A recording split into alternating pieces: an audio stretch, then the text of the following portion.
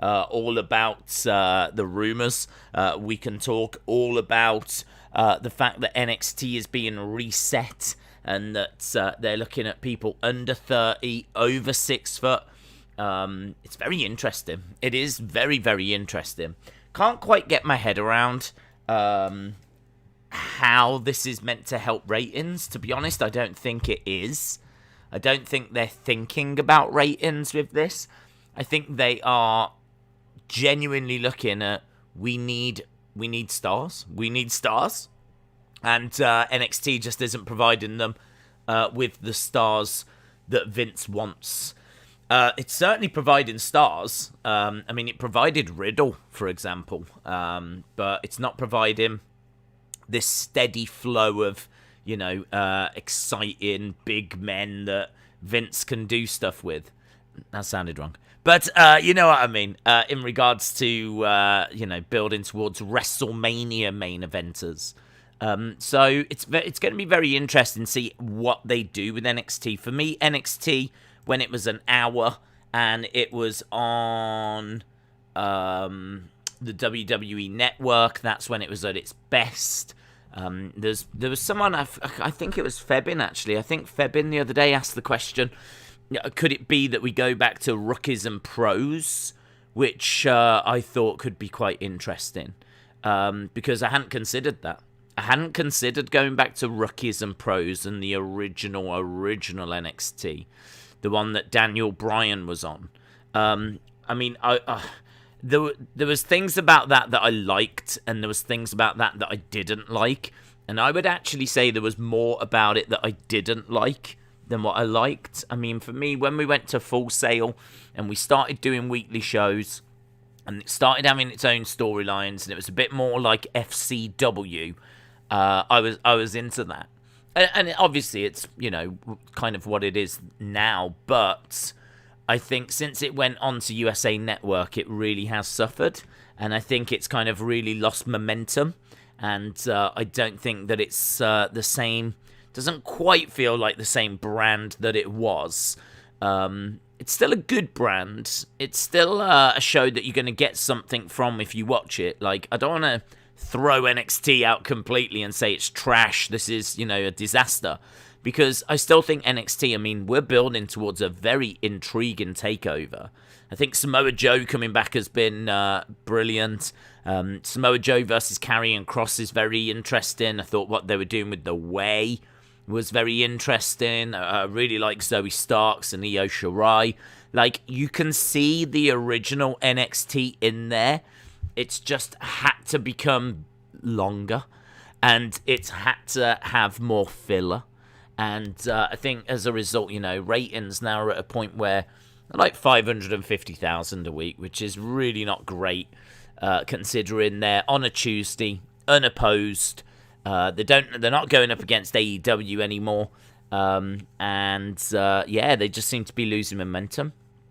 So Vince has come in and he's got rid of a few people that I know has upset many that they've been let go. I agree. There's some names there that are a bit confusing, like Bronson Reed, Mercedes Martinez. I mean, even if you're not going to use her as a wrestler, like, use her as a trainer. Mercedes Martinez is amazing. So, like, letting her go is a bit bizarre. But I suppose if you are genuinely trying to save money, then maybe she's just, been a victim of that. But I really thought they would use her as a trainer in the future. But, where are we going? Where are we going? What have you heard? What is the word on the grapevine? Because I don't know when the reset is coming, but it's coming. And apparently it's going to have a new logo, which we literally only just recently changed the logo to the one you can see below. So we're getting a new logo, new lighting. I don't know what that means. I don't know what that means. Is it not going to be as dark anymore? Are they going to make it a bit brighter, or what does that mean, new lighting? Is it going to have a new feel? Is it going to go back to Full Sail? What does NXT look like in the future? It's a big conversation, that is. Days, do you remember the robot last night? I do remember the bot from last night, and It ran away. There's no two ways about it. It left. It tries to disrupt us. Instead, it ended up entertaining us, and then I think just ran out of steam. Very much like NXT. It tried to entertain us. It was doing a decent job. It just ran out of steam. So, in many ways, that bot brought us nicely to where we are right now. Burn It Down said, Days, are you excited for NXT? No, is the answer. And to be perfectly truthful, I don't think I've been really... I mean, when we say excited, we mean this is, you've been waiting for it. If I'm excited, then that means that I can't miss tonight. I can't miss it. I'm excited. I'm looking forward to it. I mean, in a way, I am looking forward to it. I always look forward to our streams, and I always look forward to watching the shows, but I would be lying if I was to say that I was specifically excited for NXT, and I think part of the problem is that we know what's going to happen at TakeOver, so I'm not really expecting any interesting twists or turns. Sort of feels like we're getting to go-home show territory. We know it's Karrion versus Samoa Joe. Brilliant. But I kind of feel like, well, let's just get the match now. Let's just get the match. I don't feel like there's going to be much more we can do with that story. I could be wrong. Adam Cole, Kyle O'Reilly. I'm going to be completely honest. It's never grabbed me. I just don't care. I really don't care. I thought when they were in Undisputed Era together, I thought that Undisputed Era were absolutely amazing. I think they are maybe the most important group, entity, absolutely anything you want to say. Undisputed Era, I think, would be absolutely top. If you talk about, Finn Balor, if you talk about Sami Zayn, if you talk about the arrival of Nakamura, if you talk about Bayley, if you talk about Charlotte, I would put Undisputed Era above everything and everyone. So I would put it at the absolute top. So when they split them up, it should have been the biggest deal in the world, but I just can't get with Kyle O'Reilly. Kyle O'Reilly is a bad promo. He's a bad promo. He's hard to have sympathy for. I think the problem is that Adam Cole is so cool and he's so over and he's so popular and he's such a star that it's really hard for anyone to kind of hang at that level. Adam Cole is just in a league of his own. So I think Adam Cole is this massive, incredible, fantastic, rumors are about to be handed $1 million contract heel. But I'm meant to root really for the other guy. I'm meant to be supporting the other guy, and the other guy is Kyle O'Reilly, who is a fantastic talent, and I do enjoy watching his matches, but his promos are not as good, and I really struggle to identify with him. I really struggle to have that kind of connection with. I struggle to care about Kyle O'Reilly. If Kyle O'Reilly just walks out in a normal segment, I'm not bothered. I'm not bothered. And I think that hurts this feud, because if this was a Johnny Gargano Adam Cole feud, I'd be a lot more invested in it. And it feels kind of harsh saying it, but we have to be honest, because there's people losing their jobs, and rumors are the reason that people are. Then they're only rumors, but the rumors are people are losing their jobs because NXT lost the war with AEW. That's what I read. Was that because it lost that war, now they're looking to not have it as a third brand anymore. So we have to be honest about what we like, what we don't like, what we think's working, what we think isn't working. I do really rate Kyle O'Reilly. I have no issue against him, but the two big feuds tonight, the two big things that I should care about, is Adam Cole versus Kyle O'Reilly, which I've just been very honest in saying why I don't really care about it, because Adam Cole's amazing, Kyle O'Reilly's good, but Kyle O'Reilly is good in kind of a Cesaro sense. So, he's great in ring, but his promos aren't there. His character isn't there. I mean, we had Cool Kyle for like a few weeks, and it just was a bit OTT, and it wasn't working for me. And I still don't really know anything about him. They haven't really given me any kind of character development when it comes to Kyle O'Reilly. Haven't had anything. So I don't really know why I should care. So we've got that, and we've got Samoa Joe and Karrion Kross. Now, Karrion Kross has lost a bit of allure because obviously he's lost on the main roster. So he's not undefeated anymore. He's undefeated in NXT, but that was a bad move, man. This is where NXT and WWE aren't quite marrying up.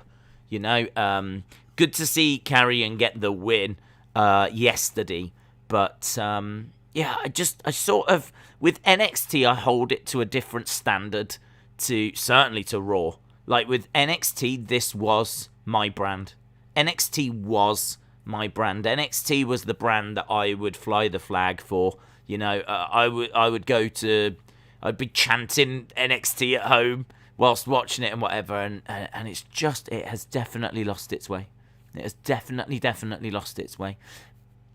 But they're still putting out all right shows. But all right for NXT is not good enough. NXT used to be unmissable. It was unmissable. You couldn't miss NXT. I don't think it's been unmissable for a long time. A long time. And don't take my words wrong. I'm not saying that AEW is better or anything like that. I honestly, I don't know if there's any wrestling show right now that genuinely is unmissable. Because I think the Roman story moves quite slow. So if you miss a week of that, it doesn't really matter. And they have so many video packages. If I was to miss next week's wrestling, it would not be a problem. And that's a problem in itself. Do you know what I mean? There's people that really don't want to miss the next episode of their favourite TV show. But if I was to miss the next 2 weeks, it wouldn't be a problem. If I was to miss the next 2 weeks wrestling, it wouldn't be a problem. Just kind of, I don't know where we are with wrestling at the moment. But this is why I'm so interested in this reboot. This is why I'm so interested in what they're doing and turning NXT back into that developmental brand. So, as we said, even though there's maybe not loads to preview this week, I think there's still loads for us to get our teeth into. And, I'm kind of interested in having that conversation, seeing what people think, and talking about the future of NXT. Because I think there is a future for NXT. I don't think NXT is going to go. I've seen a few reports saying, is this the end of NXT? Is, Vince removing Triple H and taking NXT in a whole different direction? I don't think so. I think we're still going to get an NXT. I genuinely don't know what it's going to look like going forward. I really don't know. And I must admit, I really don't know what you're going to do with all of the superstars that are on NXT, because that's a big roster. It's a big roster, and it's got a lot of not very big guys. So we've seen 13 people get released. Would it surprise you if another 20 went? Another 30? Another 40? Because I don't know if I would be surprised, to be honest. I don't know if I'd be surprised. Because there's a lot of people there that I don't know if they fit that criteria of being 6 foot tall. Are you telling me everyone in NXT now is 6 foot tall? Because I don't think they are. I'm pretty sure Kushida isn't. I'd be surprised if Santos Escobar was. So, we'll have to see. Days, how do you feel about Orton RKO in Riddle? To be honest with Raw, right? To be honest with Raw, it felt like it was one of the most obvious, scripted, just not awful. It wasn't awful, but all night long you knew what was going to happen. All night long you knew what was going to happen. All night long. So we're not in a team anymore. I mean, straight away you go, right, okay, so they will be in a team. And, to see them come together at the end I mean, granted, weird way of going about it. He RKO's Riddle, but they're both smiling after. Even Riddle is smiling. And Orton's smiling, and it's all like they're together now again, and that was a sign of affection. I mean, I just think it's just bizarre, to be honest. It's just bizarre. It's not how I would tell the stories. I kind of think during Raw, now, I've really come to the conclusion that I sit there, watch it, and go, all right, well, there we go, that was Raw. And it's just a case now of just watching it and seeing what we actually get. Because I think if we were to do this during Raw, it would be a 3-hour moan-a-thon. And no one who wants to watch that. I don't even want to do that, let alone who wants to watch that. So I'd much rather just be like watching it, having the odd joke, you know, I mean, just trying to make whatever fun out of it we can. But I've always felt that NXT is the wrestling show. So I've always felt that this is where, you know, you can be not extra critical, but this is where we can be like, you know, this is where I'm just going to be open and honest in saying like, yeah, Raw is awful. This week's Raw was awful. It's absolutely not for me. But with NXT, I'm intrigued by what they're doing. And in regards to Orton and Riddle, I thought it was a bizarre way to end the episode. You know, having him RKO Riddle as kind of a sign of affection. I thought it was just weird. It's not the worst thing I've ever seen. I just thought it was weird. But all night long, you knew that they were getting together. So I suppose the appeal was to see it happen. The appeal was to see, you know, the payoff. And it was just like, it's a bit predictable, to be honest. A bit predictable. I mean, in a way, it was an episode of nothing because they were together. They were RK Bro. And the whole episode was basically they're not RK Bro now. But then at the end, they are RK Bro again. So the whole episode is just pointless. It's just filler TV. Do you know what I mean? It's just filler TV. So, yeah, for me, it was it's just weird. It's just weird. Raw's just weird. But I don't think I'm the only one saying that today. I haven't seen the ratings. I don't know if the ratings are out. I'd be very, very interested to see. First of all, where my phone went. Oh, it's here. I'd be very interested to see if it's done the 1.8 again. That's what I would be interested to see. I don't know Alvarez. I don't know when Alvarez brings them out. I always tend to go to him for the ratings, to be honest. 1.79. 1.79. You can't kill it. I was told. People were telling me, yeah, this is the week that it will drop. This is the week it will drop. People are going to get fed up of it now.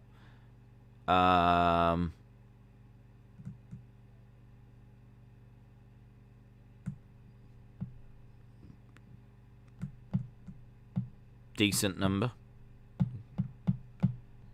Decent number. All things considered, 1.79 million. After weeks and weeks of the show being a bit meh. Wow. Wow. I'm shocked.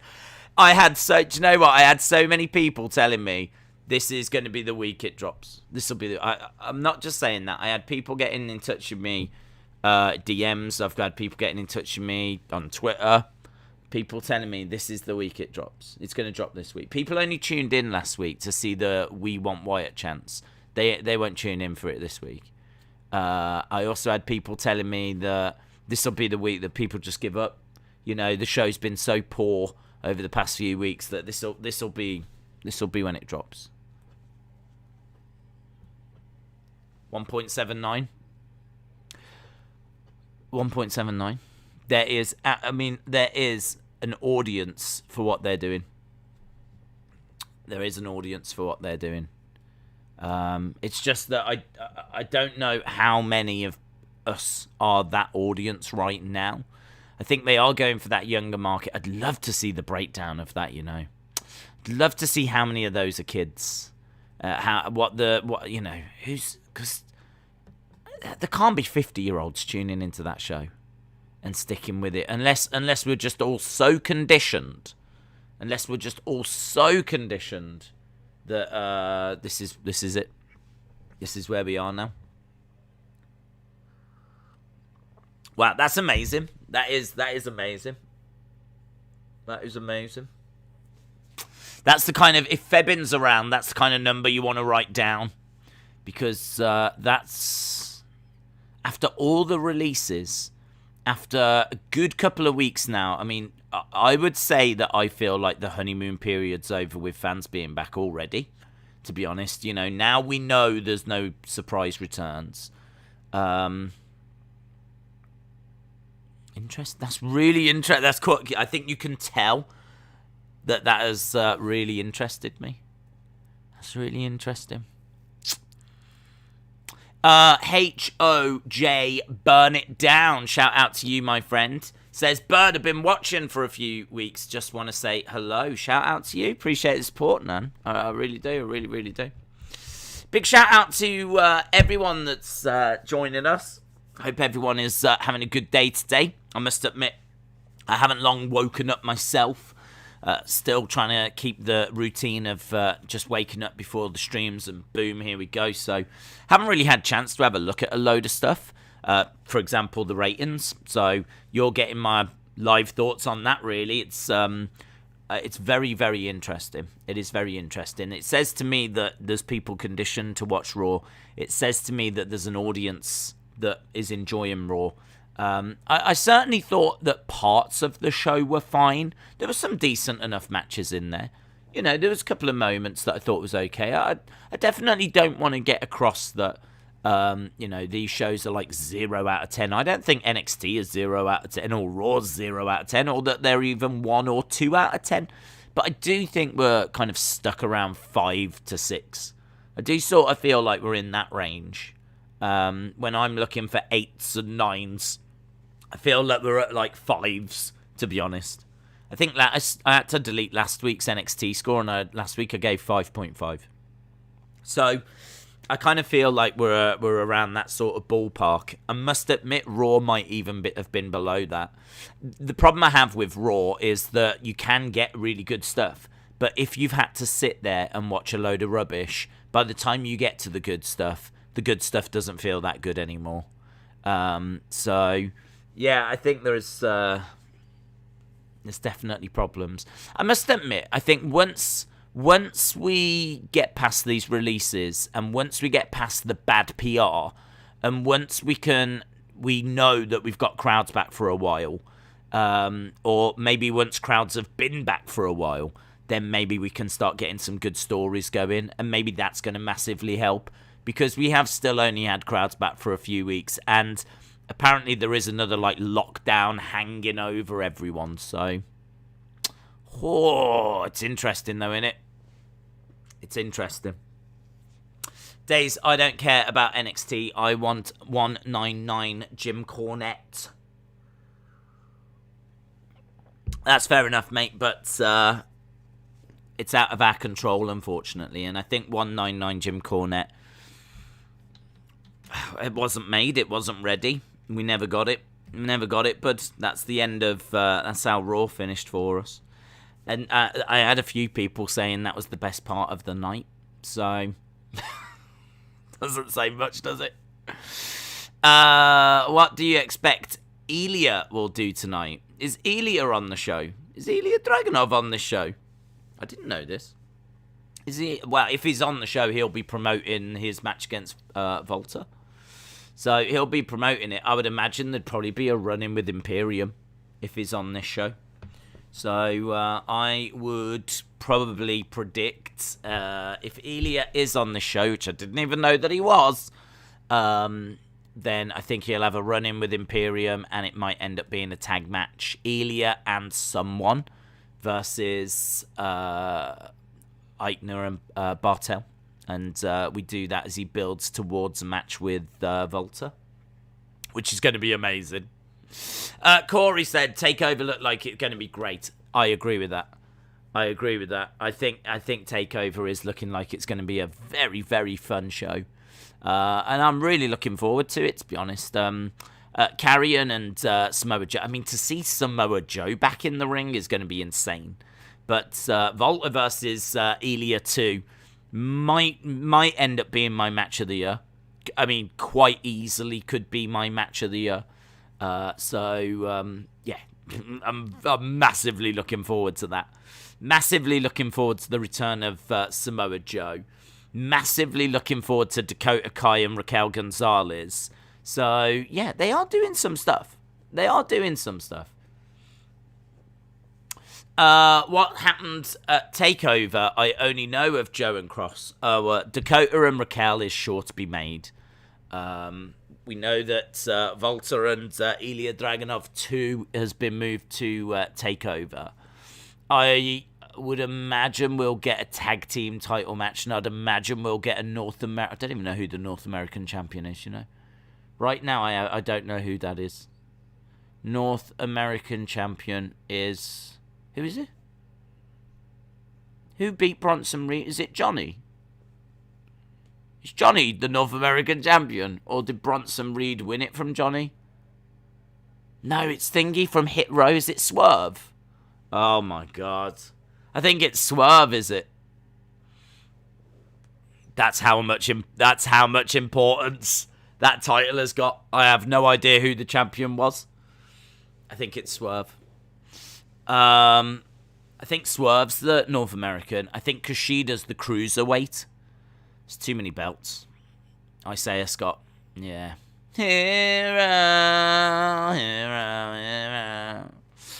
I see RK Bro last night. The same as Dean and Seth in 2017. Dean saying they won't team. It was predictable that they would team. People want to see the payoff, and that's why RK Bro got the big pop when they hugged. Yeah, I agree. I think, people wanted to see the payoff. It's not a show that is going to interest me, to be honest, because I look at it as filler. I look at it as a bump in the road for the sake of a bump in the road. Like, they were already a team. Like, Riddle was missing Randy, and they'd already teamed together a few times, and they had merch, and Randy was even wearing that merch. So for it to be like for this week's Raw, it's kind of like, you know, when you watch, say, The Walking Dead, which I'm watching at the moment, and you might get like a really good story where there's like loads of zombies invading the town that they're in or something, and you're like, oh, I can't wait for next week. And then next week they give you an episode where they just do like, they focus on the backstory of one of the characters, and you're like, oh, this isn't what I wanted. I wanted the like zombie thing. I wanted the big zombie attack. I don't want to focus on the backstory of this boomer. I sort of feel like this week's Raw was a bit like that. It's kind of like, I think there's like a million other things we could have done that would have been more interesting and would have been more exciting, and, you know, we could have done some interesting stuff, but instead they chose to do a story that I just don't think was really needed.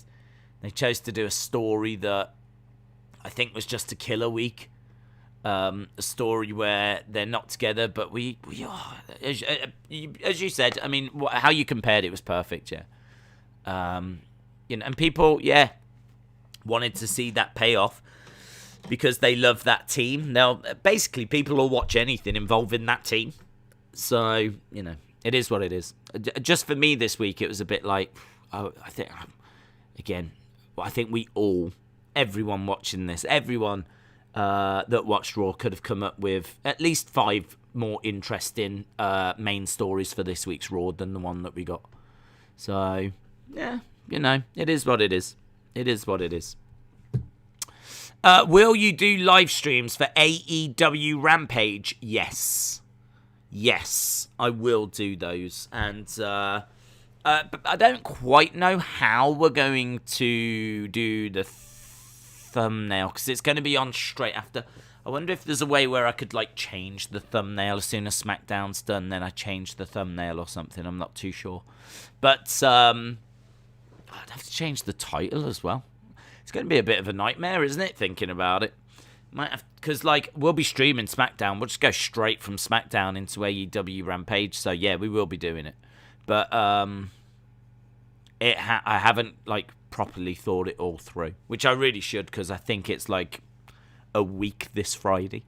So yeah, and just we might see the return of one of the biggest names ever. So I definitely should think it through. Are you doing SmackDown on Friday? Yes. Is Rampage on Friday? I think it's a week on Friday. So we will be doing that as well, yeah. Have you heard about Kelly's heartbreaking news? I haven't, no. I got up not long before the stream, to be honest. I literally got up, had something to eat, sat down, had some coffee. Well, literally still drinking the coffee. And here we are. Here we are. Do you miss the Attitude Era? Not really, to be honest. I think for me, I don't mind a PG product as long as that PG product is still logical, good, and caters to. I don't mind it even catering to all ages. I don't even mind that. I understand you need stuff for kids. It can't just be like blood and guts all the time or whatever. But no, I think I wish it had a little bit more of an attitude. Yeah, it does feel like there's not really much. The most attitude we get now is Drew with a sword, and Jinder and everyone like overreacting to the fact that he's going to decapitate them. That's attitude now. That's attitude. Or Charlotte's promos. That's as where she gets a bit like sassy. That's attitude now. I sort of miss a bit of an edge. I do definitely miss that. But the Attitude Era itself, not so much. I think there was a lot in the Attitude Era that was bad, to be honest. I think there was a lot in the Attitude Era that's bad. Most notably how they treated the women. I love women's wrestling, and women's wrestling was never really treated as a thing. I mean, if you think back to like WrestleMania 17, I think we got one women's match. I believe it was Ivory versus China, and it was a squash match that goes for all of a minute, and that was arguably their greatest ever pay-per-view. That was it. I mean, obviously Trish was involved in the Vince Shane story, so you could say that there was she was in a high-profile angle, but I'm someone that really does enjoy women's wrestling. I love what Bayley's does in the ring. I think Bayley's a great wrestler. I like Charlotte. I do like Charlotte. I think she's a very, very good wrestler. I think that she gets a bad rep because she's Ric Flair's daughter. A lot of people say that she's only there for those reasons, but they seem to overlook her match quality, like what she's actually able to do in the ring. And some of my favourite matches in recent years have been Charlotte matches, like Charlotte versus Rhea Ripley at WrestleMania 36, Charlotte versus Becky at Evolution. It was a brilliant match. The Charlotte-Sasha feud as well, going back to like 2017, 18. Do you remember that one where they were fighting in the crowd and Banks put Charlotte in a bank statement and wraps her through the railings? And it's like pulling back on her neck, and she's being bank statemented through railings that are in the stands. Like that was awesome. That was awesome. It was really, really cool. So there's quite a few examples where I think Charlotte's had brilliant, brilliant matches. Obviously, everyone knows my love for Asuka. I think Asuka's maybe the greatest female wrestler they've ever had in WWE for what she can actually do in the ring. I think she might be the absolute pinnacle. So yeah, I love women's wrestling, and I just don't think that was a thing back in the Attitude Era. I also think there was a lot of stuff to do with like sex and stuff like that, which I don't mind a degree of that if but I think you'd want to like completely change direction, like really tone it down in 2021. I think I just want like a really credible wrestling show. Really credible wrestling show with really interesting wrestlers that we get like good backstories on. That's what I would like. I'd like to know more about the wrestlers. I'd like to know why I should care about them. And I think there's quite a few wrestlers that I just don't really care about, to be honest. So, yeah, you know, wrestling is struggling in 2021. Unsurprisingly, because we've just come through a pandemic. So, I mean, it's not... Do you know what I mean? It's really hard, because of course it's struggling. Of course it's struggling. How's it not going to struggle when the world is struggling? So, maybe I need a bit more patience. I would say that's one of my biggest flaws. I don't have much patience. I think if you do YouTube, you need to have thumbnails ready. You need to, be ready to stream whenever. Like, do you know what I mean? Like, you can't wait around. And I suppose with the world being how it is, we just need to be a bit more patient to see where wrestling goes to once we're really out of the pandemic, which honestly probably won't be this year. So we'll have to see. PSG and Messi aren't struggling. No, they're not. That was announced today, wasn't it? Today is Nolene's. Oh, happy birthday, Nolene. Happy birthday, my friend. Hope you have a great day. Or I hope you've, had a great day. Or having a great day. Has it just become your birthday? Or was it your birthday? I don't know which one it was. But either way, I hope you have /had a great day. Amin said, what did you think about Bliss and Doudrop yesterday? I think it's not for me, first of all, right? The winking doll is not for me. That's not what wrestling, I suppose in a way, this is where we talk about what wrestling means to us. And when I first started watching wrestling, I believed it was real. I couldn't believe... I remember Big Boss Man versus Nails. Now, Big Boss Man was a police officer and Nails was a prisoner. And I remember one of my earliest memories being, I couldn't believe that on TV there was a police officer that was wrestling a prisoner, and this is how they were working out their problems, right? They had an issue with each other, and the way they were going to solve it was by having this match. I thought it was the greatest thing I'd ever seen. Like, I suppose in a way it's like gladiators from years gone by. Do you know what I mean? Like, where people would watch people fight and settle their differences and whatever. And in a way, that is what wrestling is.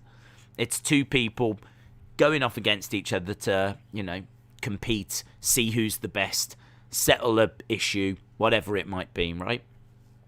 So I've grown up with that. That, to me, is what wrestling is. Wrestling is you competing to be the best, to prove you are the best, to be the champion, or settle a feud, settle a grudge, something along those lines.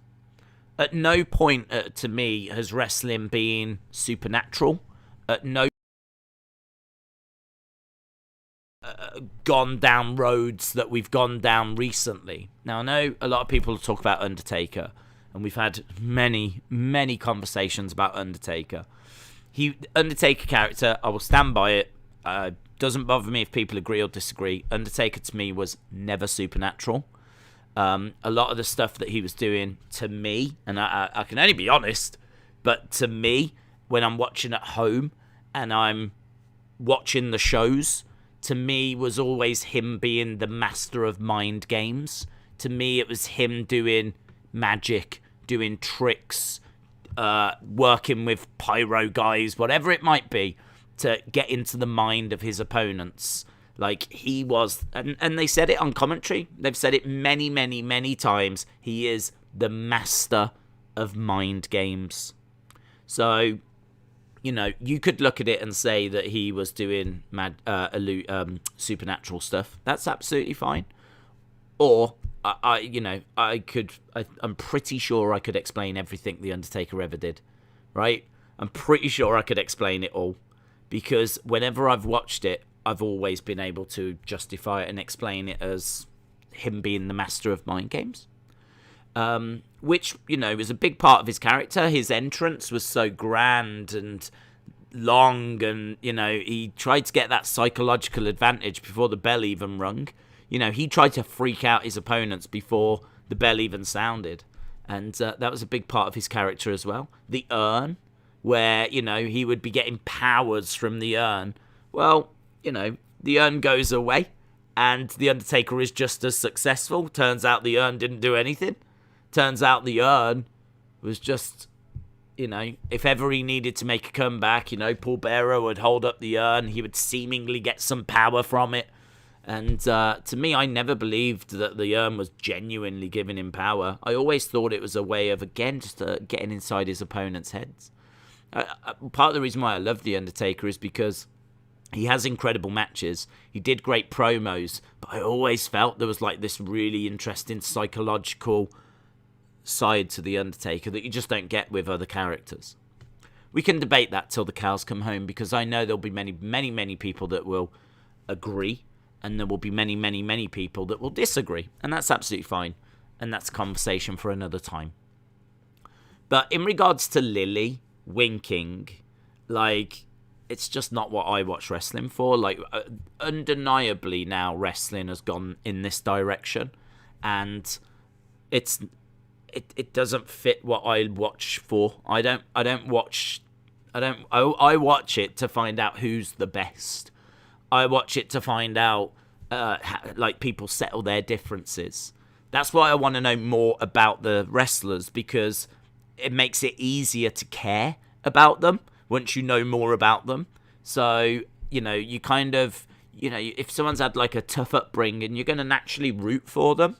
Do you know what I mean? So you're gonna want them to succeed and whatever. And I just feel like there's like this whole side that we just don't get. I feel like you could use social media so much better.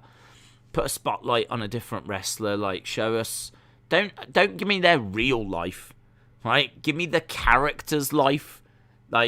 You don't have to show. I know there's bits where we meet I've watched Braun Strowman things where we meet his actual parents and he talks about growing up and everything, but it doesn't necessarily fit his character. I do think wrestling is still struggling with, do we give them the real person? Do we give them the character? When do we give them the real person? When do we give them the character? I think the wrestlers struggle with that on social media. I think wrestling needs to sort itself out, needs to slap itself in the face and wake up. Kayfabe worked for a long time, and you'll never get back to that. But we don't have to keep churning out all of this real life behind the scenes stuff. I kind of feel like if we just turned that off and started focusing more on the characters. Do you know what I mean? Give me Braun Strowman's home life, but give me his character's home life, not his actual home life. If they are the same, then so be it. But make sure that you're giving me all this good character stuff. But supernatural stuff, dolls winking, all this kind of stuff, that's just me out. Do you know what I mean? That's just me going, this is silly now. This is silly. Because if that doll can do anything, I mean, we could watch a match where Lily invades the ring, flies. I don't know what, she picks up the ring. I don't know what Lily can do. I don't know how strong is a doll? I don't know. That's been possessed. I mean, it just doesn't make any sense, does it? And there's no way of telling that story as well. You can't tell that story. You can't do it. Because why are the commentators not calling the police, the army, the air force? Why are we not shutting? Why is the fact a doll winked on TV not front page news around the world? You can't tell that story. How is a commentator meant to sell what they've just seen? How is a commentator? If I was a commentator for WWE, how am I realistically meant to talk about the show, and then there's a segment where a doll winks that I have to then try and commentate on? You can't do it. You can't do it. You can't do it. How would you do that? You'd have to say something like, did that doll just wink? And pretend that you didn't quite see it. So in order to get any degree of credibility, you have to pretend that you didn't actually see the show that you're watching. and if you find yourself in a situation where you have to do that, doesn't speak very highly of what's happening on the show, does it? If you have to pretend that you've not watched what's just happened. Did that doll just wink? Because otherwise you'd have to go, the doll just winked. What is going on? Oh my God. Is it like... I mean, how do you... I'd have no idea. I'd have to go to Vince. I'd have to go to Vince going, what do you want me to say? Because I have no idea what I'm meant to say here. Like, I got into wrestling because of, like, Hulk Hogan beating up Sergeant Slaughter. Like, Hulk Hogan, the... Like, I got into it because of that. I got into it because of Bret the Hitman Hart. You know, the best there is, the best there was, the best there ever will be. I got into it because of Shawn Michaels, the Heartbreak Kid, the ladies loved. I got into that. I didn't get into it because of a winking doll. What do I say on commentary? I need help. I would have no idea what to say. I don't even know what they said, actually. I should probably go back and watch that. I'd be very interested to know how they sold it. Very, very interested. So, I mean, the one thing I would say is that the ratings are saying that this is something people are into. Or maybe they're not into that part of it. Maybe they're into Raw, but maybe they're not into that part of it. I'm not sure. I don't know. I don't know. I can't get my head around where wrestling is right now. I don't think wrestling knows where wrestling is. I think wrestling's having an identity crisis. I've said this for a long time. I thought NXT last year was having, well, for years actually, has been having an identity crisis. We've said that on a regular basis on the streams. And lo and behold, here we are. So, I don't know, it's just all kind of going the way that we thought it was going. It was all, you know, you can, I think if something's good, you know it's good. If something's bad, you know it's bad. There's people into the Alexa thing. But I think if you've watched wrestling for a while, there's a chance you're probably struggling with it. Or there's a chance you might be into it. I don't know. It'd be very interesting. If we was to do a poll on Twitter and ask people what they thought, it'd be very interesting. It'd be very interesting, actually. Someone should do that. Right, let's try and get back to the chat after we've gone off on a tangent. Days, Randy did not do the RKO to Omos this week. Why? I don't think he could, mate. To be honest, I don't think he could do it. I think he tried to get up there to do it, and he wasn't able to do it. I don't know that he got the chance after. I think the reason why they've not done the RKO to Omos is because that's something people want to see. Omos is huge. So if he gets RKO'd, it's going to be a big moment, isn't it? To see a guy that size get RKO'd.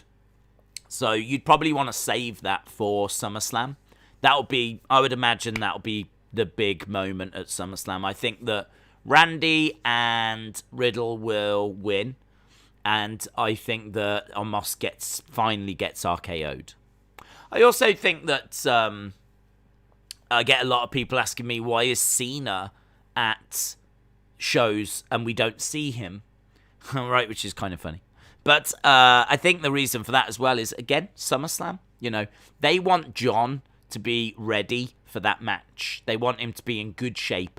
And you can't go away for, I don't know how many years without having a match and just go in and have a match, right? I mean, there's ring rust, isn't there? You need to be ready. It would be like not running a marathon and then a few years later running a marathon without any training. You got to train for a marathon, and you've got to train, even if you are John Cena, for a wrestling match. So I think what they're doing is they're putting him in dark matches. They don't want these to be seen on TV for a couple of reasons, but it's to get his fitness where it needs to be. And also, they want you to tune into SummerSlam. They want you to tune into SummerSlam. They want you to watch that show. And this is just a way of doing it. Get you to tune into SummerSlam, you know. You haven't seen Cena wrestle yet. You know that he's doing dark matches.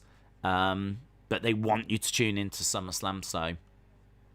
Yeah, why give away a Cena match on free TV when you don't have to? But it's good to advertise, isn't it? It's a good way of getting people to go to Raw as well. Some people might be like, oh, I don't know, should we go to Raw? The show's been... And then, like, maybe Cena. Like, oh, well, Cena's there. Cena's there. They've advertised that Cena's there. So maybe that would be enough to just convince people to go. So, yeah, I think it serves a few purposes. Rick E245, shout out to you. Says Days AEW Rampage starts this Friday. Oh, I thought it was the 20th that it started. Is it the 13th? Is it the 13th? I think NXT TakeOver is going to be better than SummerSlam. You could be right. I'm really excited for both. I know this has been... I suppose in a way I should apologise for this being a bit moany. And when I say a bit moany, I mean really moany. But it's not... It's just being honest. I mean, like, I just want to be honest. People want to talk about wrestling. And I think I'm very conscious that with Raw, people are there to have fun. And there might even be, like, a younger audience that joins us. Because I think there's probably a younger audience for Raw. So I don't want to be moaning on Raw. I just want to have fun, right? But when it comes to NXT, in my mind, this is the wrestling show. Yeah? This is the show where maybe the audience is a little older. We can all be open and honest. Not that I'm not honest on Raw. I just don't go out of my way to really talk about it all that much now. I just kind of think Raw is where it is. So I want that stream to be fun. I want this stream to be fun, but I think AEW, NXT, they've always been the wrestling shows over these past couple of years. So I feel like this is an older audience, and I feel like we can have some deeper conversations. I don't know. So yeah, that's kind of where my thoughts are. Moldy Spoon said, I hate the Alexa stuff. I watch Raw because I want to see Drew, Bobby, Karrion, Priest, Sheamus, RK Bro. I ignore the bad stuff because moaning is tiring. Yeah, it's true. That's true. And actually, that's a good list, isn't it, really? I mean, Drew, I think, has just died down a little bit from last year. I still like him, but I hate this sword stuff. This sword stuff, we just need to... I don't care about the sword. He's got a lovely sword. Fair play. I'm sure it'll look great with a figure. But, God, I just don't need it. I don't mind him coming out with it, putting it in the thing. Like, it's part of his entrance. That's fine. But, yeah, him... I mean, this whole decapitation thing is just a bit silly for me. Bobby's cool. Love Bobby. Karrion, hopefully we're up and running now. Priest, didn't like him with Bad Bunny. We'll see what happens now. I think him against Sheamus is good. I'm into that match. Sheamus, yep, I'm into him and Priest. RK Bro, I think, might be the best thing on the show. Certainly one of the most over. I think they know that as well, because this week's episode was all about them. I mean, it is wild, isn't it, to think this week's episode was really all about Riddle and Randy Orton. If you think that SmackDown's all about Roman, this week's Raw was a lot about Orton and Riddle. That's kind of fun, you know? I like that as well. I like the fact, I'll give Raw credit there. I've battered Raw so far, and I'll give it some credit. I like the fact that 1 week we can focus on Bobby, and Bobby starts the show. Bobby is the focus. Bobby at the end. Bobby is, Bobby and Goldberg, blah, blah, blah. That's the focus. But this week, it was RK Bro. And hopefully next week, it's going to be someone else. I mean, the other week, it was Nikki ASH, started the show. I've been waiting to say this for a long time.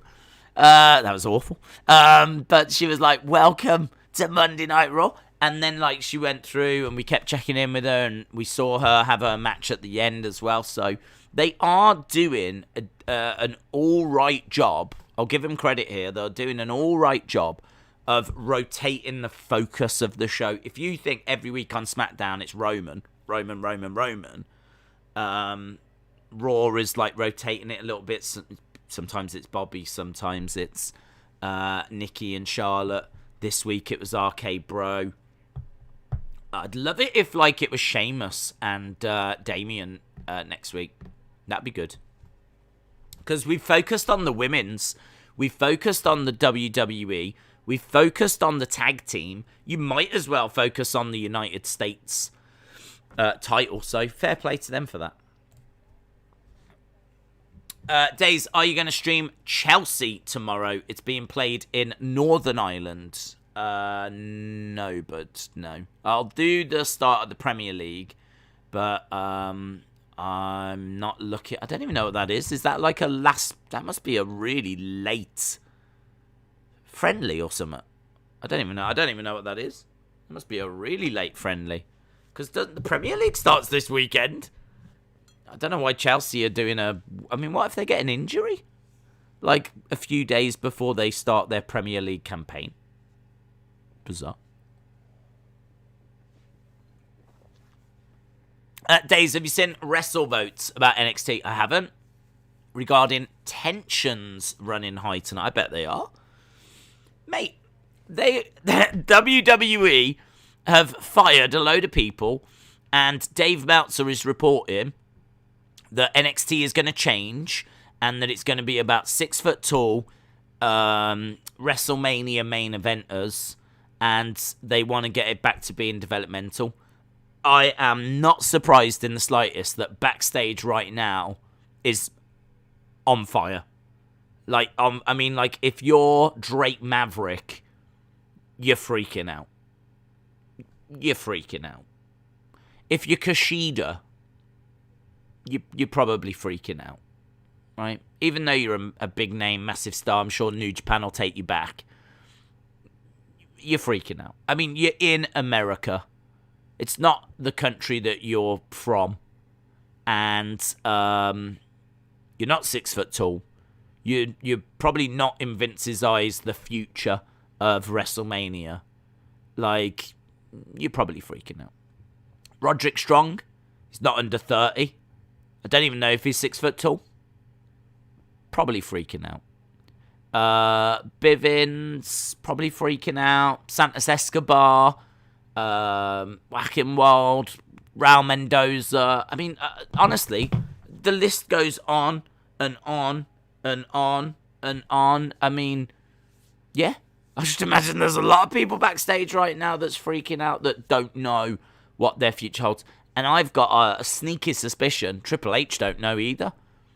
I bet Triple H has had some conversations and has been told by Vince, right, tell him this. This is just a guess. But I reckon Vince has said to Triple H, right, yeah, I know you're going to get asked on Wednesday. Tell him this. Tell him this. But I bet Triple H doesn't know much more than that. This really feels like Vince has just kind of had enough. Really feels like Vince has come in and gone, right, ratings are 500,000. You didn't stop AEW.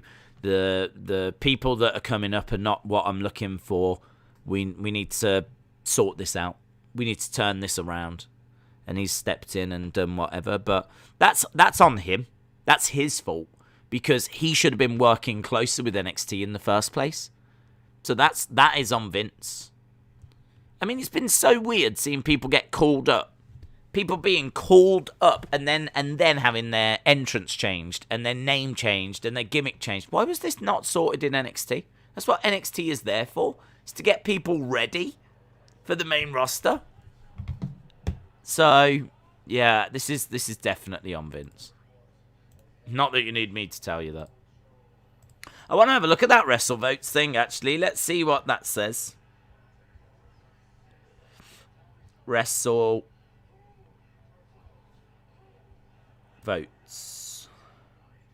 The mood at the PC today ahead of tonight's NXT show. Oh boy! Tensions running high, to say the least. Oh, well, seems like they're having fun tonight over at NXT. I'm not surprised. I'm not surprised now. I genuinely feel for them. Imagine going to work just feeling like you're not wanted. Because if those comments are true that Meltzer reported, there'll be a lot of people that are feeling not wanted right now.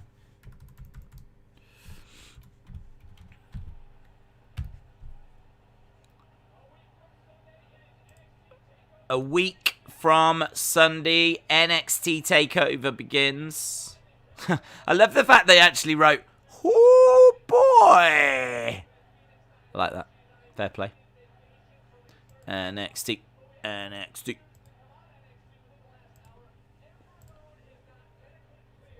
Ember Moon. Can't compete tonight. Dragunov is going to be on NXT tonight. Maybe we see Volta. God, I hope so. I love that guy.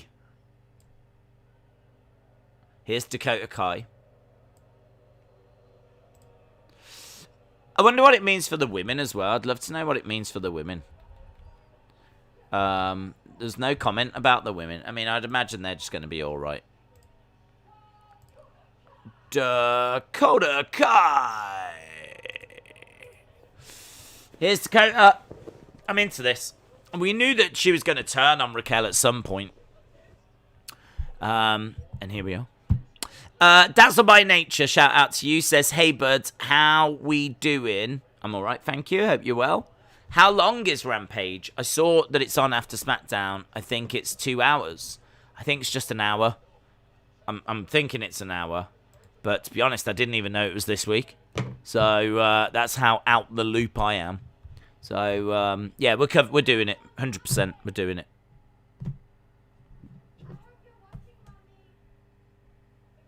Right, here's Dakota.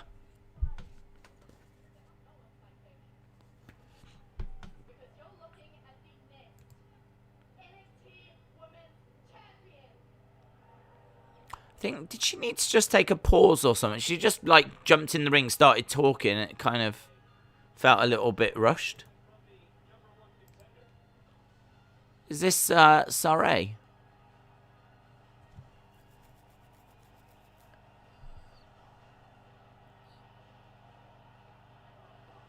I wasn't expecting her. I love her.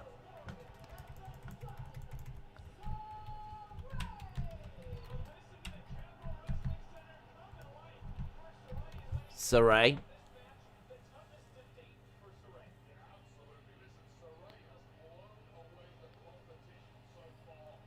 Wow, straight into a match. Bit strange. I'm not against it. I like Saray as well. She's good. I wasn't sure about her at first. She came in with quite a bit of hype.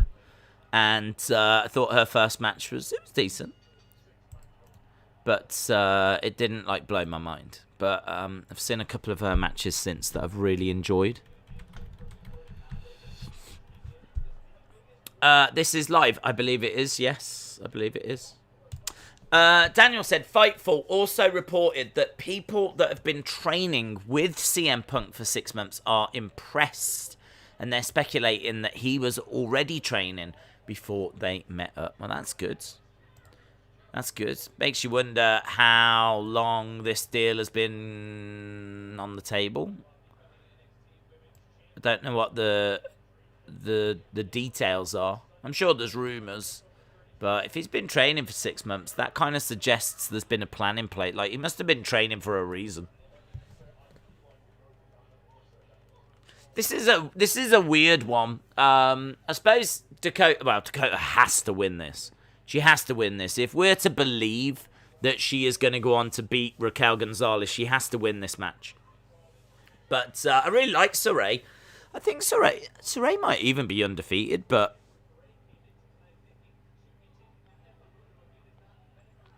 back elbow.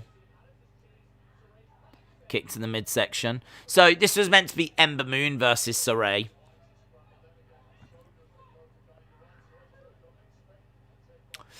Dakota is baddish. Austin, have it said hello? I'm not sure. Hello.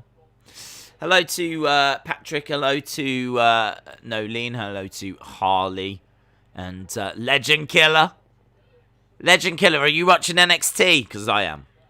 Ponton21, shout out to you. Hope you're well, my friend. Bonkers and Mark and the Gaming Clan and Princess Lady. Hello, hello, hello. Jacko, hello. Let's read some of these comments whilst Shirai has got Dakota tied up a little bit here. Fightful also reported Bray Wyatt's absence was not due to mental health. That was false report. Well, to be honest, I didn't think that he was away after WrestleMania for that reason. I thought before that, mixed with the pregnancy, played a part as to why he'd missed the build to WrestleMania. But we've spoke a bit about the fact that, I mean, it's a very difficult thing to talk about because obviously everyone deals with grief in a different way. But we have spoken about how you can't. It's still difficult because obviously, you know, it's a very sensitive subject. But in the real world, if someone passes away, you can't just miss work for a year. You can't just go. Or however many months he's been away for. So it did feel like there was something more going on than that. But I certainly, it wouldn't surprise me if, like, up to WrestleMania it had been that. And I think didn't JoJo have a baby at the start of the year as well? So there might have been a bit of paternity leave, might have been a bit of booked leave. Then obviously there might have been a little bit of struggling with what happened with Brody. So it wouldn't surprise me if that was all mixed into why he wasn't around till WrestleMania. But I think certainly after WrestleMania, when he seemed to be back, you know, he came back from the match and then he did the Funhouse thing. At that point there, that's when it becomes a bit, I don't know what happened then. I hope we find out one day, to be honest. Because he didn't seem to get injured during that match. He didn't seem to be injured during that match. So, yeah. Hopefully we'll find out. Going Ghost says, Days, tonight's main event is 6-7-8 Jim Cornette taking on Casino in a 60-minute last man standing ladder match inside a steel cage. Who are you picking to win? Well, I know for a fact that 6-7-8 Jim Cornette is a bad man. So I'll probably side with 6-7-8. 6-7-8 for life, mate. 6-7-8 for life. Versus Casino. I haven't seen Casino in ages. Days, Vince offered Cole $1 million. That gives me hope. Mr. Meme, shout out to you. They're already messing with NXT plans. Change with Ember, says Anthony. Marvel Leo says Dakota Kai is sexy and I love her hair. Days, I'm watching on BT Sport and I am in front of the WWE Network. I'm on BT Sport as well, bud. Days, just got back from Exeter. Away, we won on penalties. Amazing. Our keeper scored a screamer. Really? Your keeper? Now ready for some NXT. Well, sounds like you've had quite the day. Shout out to you, Adam. Super Cup final. Super Cup final. It is Chelsea versus. Wow! I didn't know that. That's tomorrow, is it?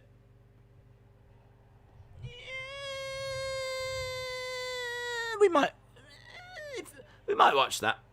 So that's where the Champions League winner faces the UEFA Cup winner. But is it? I thought it was normally during the season. I don't remember it being before. Although saying that, it's been a long time since Man United was in it. So Probably explains why I can't remember. I don't know what it's like to win trophies. So,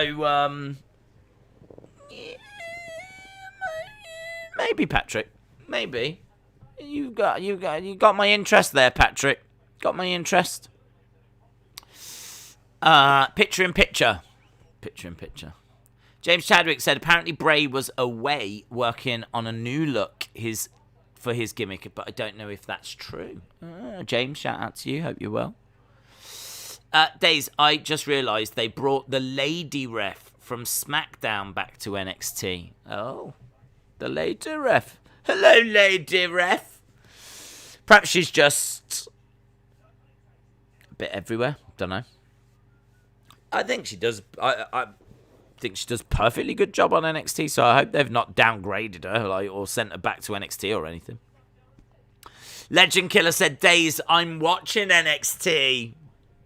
Same here, bud. Same here. Hope you're well.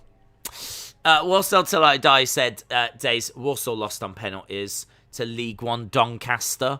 We were absolutely dominated. Very confident now after today. Even though we lost on the first day, it takes time for new 11 players to gel. Shout out to Warsaw Till I Die. Sorry to hear that it's not going as great as what it could. But the season is long. This is a marathon, not a sprint. So I wish you all the best. Butter Spark says, Bray's break after WrestleMania was partially family commitments in May and June, plus also working on character development for his return on August 9th. Interesting.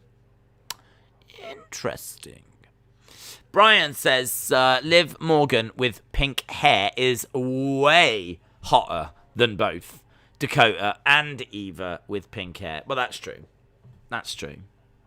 I don't even want to get into an argument about who's hotter with pink hair, because we all know the answer. And yes, it's Linda.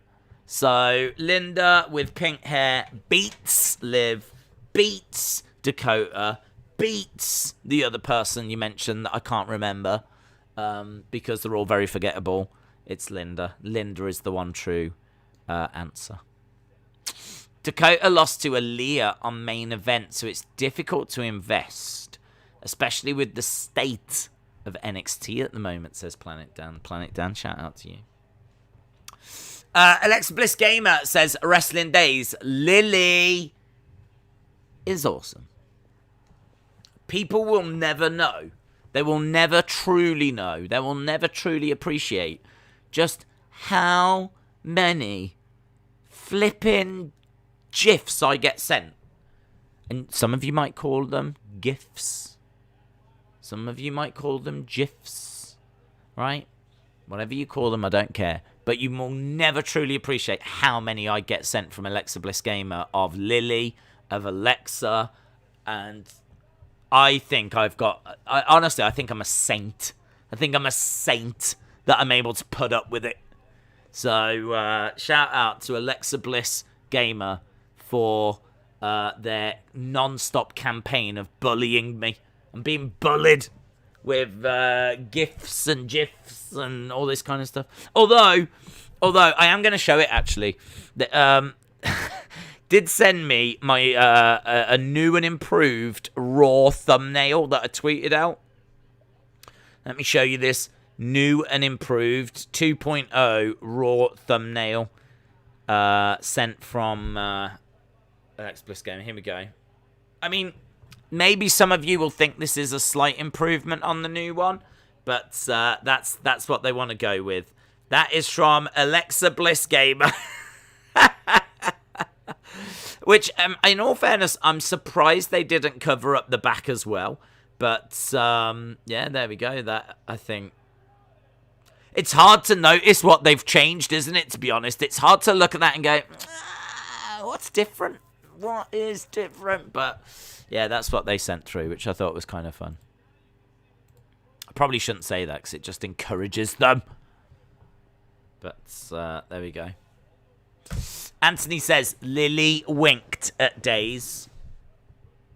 Do you know, there's a GIF, that's how you pronounce it, of Lily winking. winking. And it's just on loop. So she's just there going...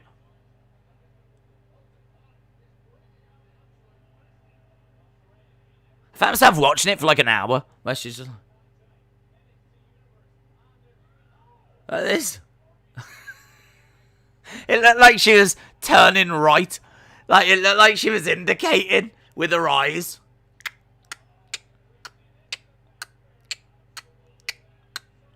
I did find myself watching it for a good few minutes, I will admit that.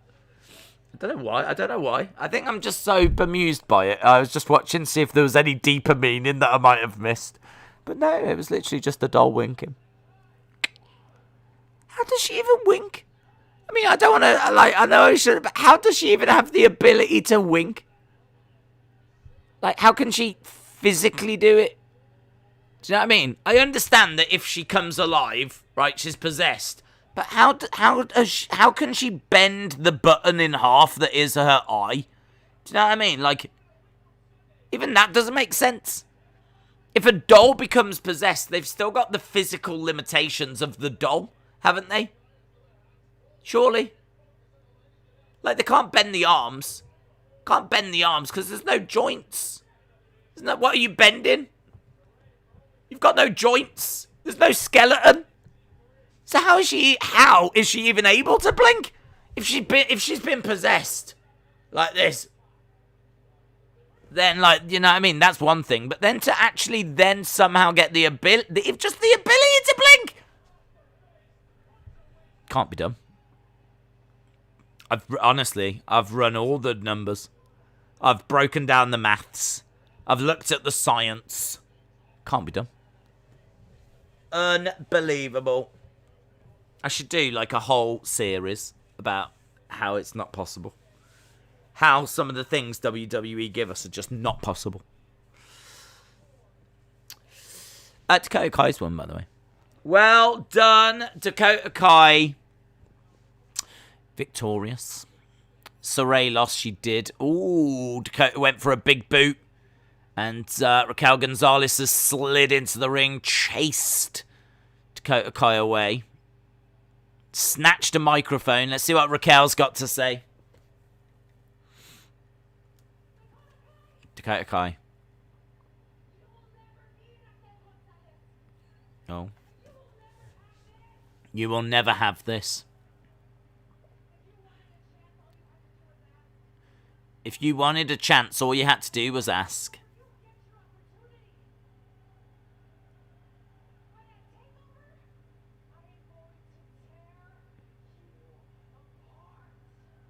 Oh, I like that from Raquel. I am gonna tear you apart. I like that from Raquel. That was good. I am going to tear you apart.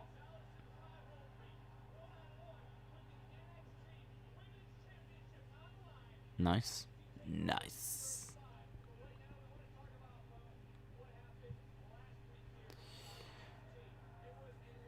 Days, if you had to stan either Mandy, Liv, Tamina, Nia, or Dana, who would you pick? Oh, that's easy. I'd pick Dana.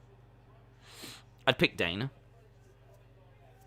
think Dana's worked hard and had very little reward.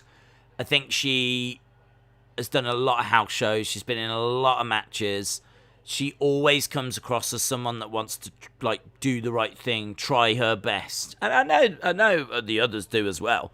But she's just been on that main roster for longer than you would think. Like, I think she's been, I don't know exactly how long, but I know it's more than a good few years. Because she's done so many different things. She was in Titus Worldwide. Oh, hello, what's this? We're watching Indy get ready for a date. This is good.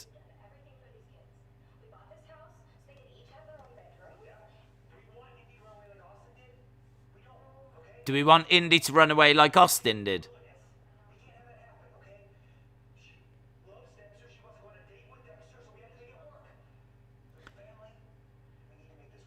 We need to make this work. Here's Dexter.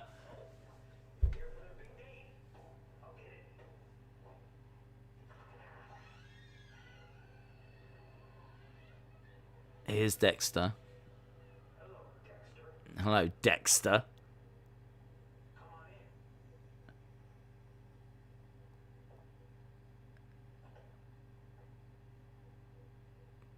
This is good. This is really good. Oh, this is my kind of thing, man. I feel like we're getting like some story development. And look at this. We're watching Indy get ready.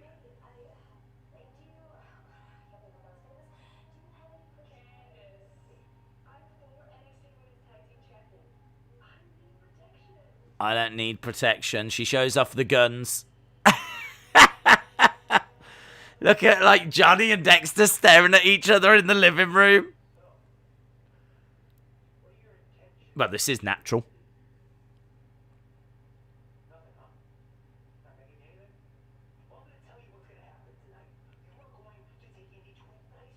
You're going to take Indy to a nice restaurant. You're going to have a great time. And you're going to bring her home by 10. He's acting like a dad. I didn't know we were getting this. This is great.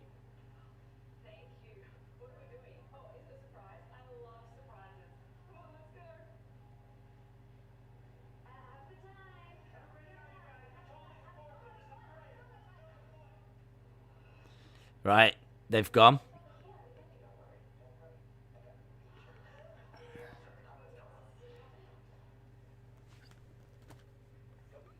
Right, there we go. So Dexter and Indy have gone on their date, and Candice and Johnny are following. I love that stuff. I've said before, I want more character development. I want to know more about, I don't want to just hear that they went on a date and it went wrong. Like, show us. Why not? I can vibe with this, Sometimes I hear Jim Cornette talk about this quite a bit. It's like, why are the cameras there? Why are the cameras there? Like, how they never explain why the cameramen are there. But I can vibe with it. I can vibe with that. I'm willing to go that far, whereby it's like, let's see what happens on their date. Can you stream the UEFA Champions League group stage draw? I don't know. When is that? When's that happening? Can you please unblock the Jim Cornette Robits? No, the Robits have been blocked, I'm afraid. We're not bringing them back. Days, why don't you look at Austin that way? Wow, I think you already know the answer to that. Let Him In said, I love this storyline. It's good, isn't it? I like it as well. I like it. Show, don't tell, says Jennifer. Hey, that's good. Yeah. I like that. Show, don't tell. Yeah, I agree. Yeah, I love it. I think it's brilliant. That kind of character development, whatever, like, it just helps you really invest in the characters. So, I wish there was more of it, to be honest. I wish there was going around to Candice and Johnny's house and them doing their, like, I love the way they're portraying themselves as the parents, and they're saying, like, they had a bedroom each, and they're saying what time Indy's got to be home. And they even spoke about how Austin ran away. And it's such a shame that he did, because he was just a brilliant part of the way. I really think they should have kept them together for a while. In fact, they could have called them up together. I think there's so much you can do with them. So much you could do with them. So I do love that group. Dazzle by Nature says, the name Dexter reminds me of the TV show. I think that's sort of what they're playing on, to be honest. Because he was a murderer, wasn't he? I did watch the show, and I can't quite remember now. Didn't he just go after bad people? I think he just went after bad people. But he murdered.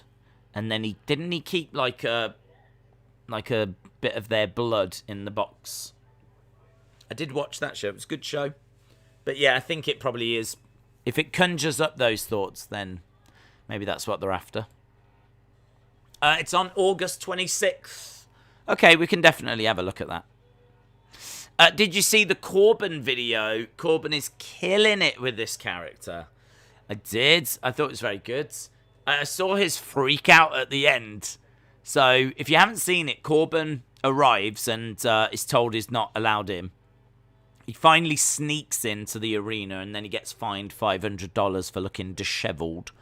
Then he's like, okay, well, I can't afford that $500, but at least I'm getting paid for this TikTok thing.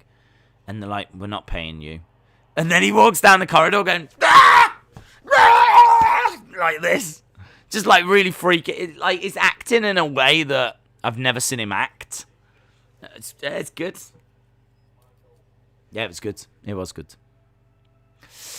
Days, even though the rumor that Scarlett will come and make Kross stronger is not confirmed, the fact they haven't shown her in NXT confirms they could be heading that way. Yeah. Yeah, there could be. I mean, the only thing I would say is it's a bit weird now that they've had him win, because it doesn't fit in with that story anymore, does it? So now she's going to come along to make him stronger, even though he's now started winning. It's just a mess, isn't it? It's just a mess. We've literally thrown away his aura and his undefeated streak for no reason whatsoever. Hero, hero, hero. They're in the back of a truck around a bin that's on fire. I mean, from a health and safety, there's no ventilation there. I don't think they care about health and safety, to be honest. Here is Dragunov. Yes. Yes. Yes. Yes. These people should be on their feet for Ilya Dragunov. This is the next NXT UK champion. He deserves it. He deserves it. He deserves it. He had a fantastic war. A fantastic war with Volta. And now he's going for the rematch.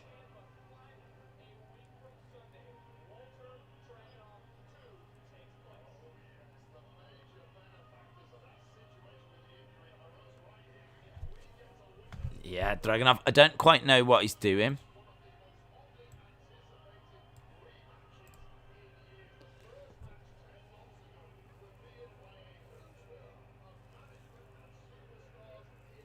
It's a bit quirky, isn't he? It's a bit different. A Hit Row homeless, says Mark. Yes, that's the big secret about Hit Row. They are actually homeless.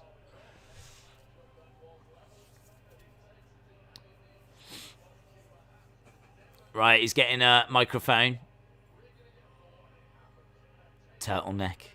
Beautiful. Real men wear turtlenecks.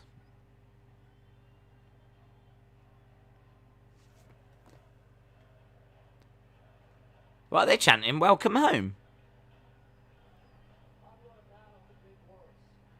I'm not a man of the big words.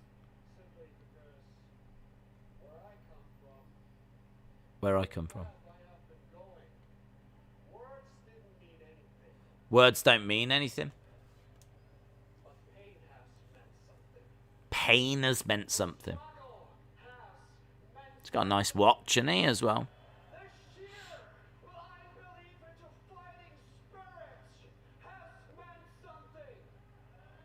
Anyone else feel like he's about to do something for Mission Impossible?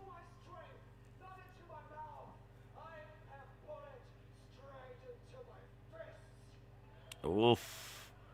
He says he hasn't put strength in his mouth, he's put it straight into his fists.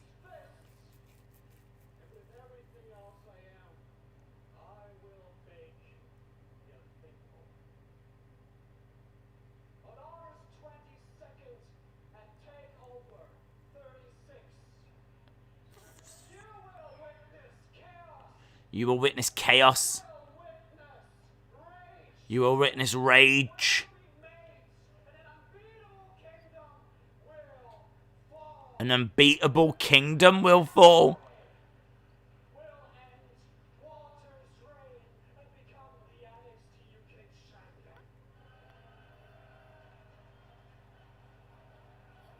Interesting.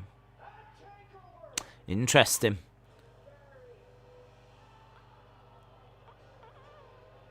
Pete Dunne. Good interruption. Knows a bit about it. Knows a bit about NXT UK Championships. Don't like what he's wearing. What the flip is he wearing? This isn't the Bruiserweight, is it? This isn't the... I mean... What is he wearing?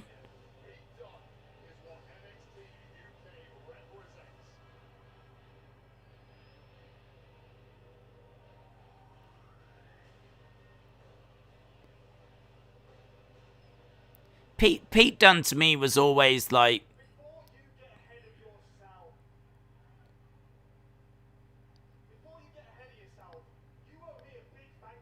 You owe me a big thank you. Because without me traveling the world with the UK Championship, putting NXT UK on the map, and carrying A match between these two would be fire.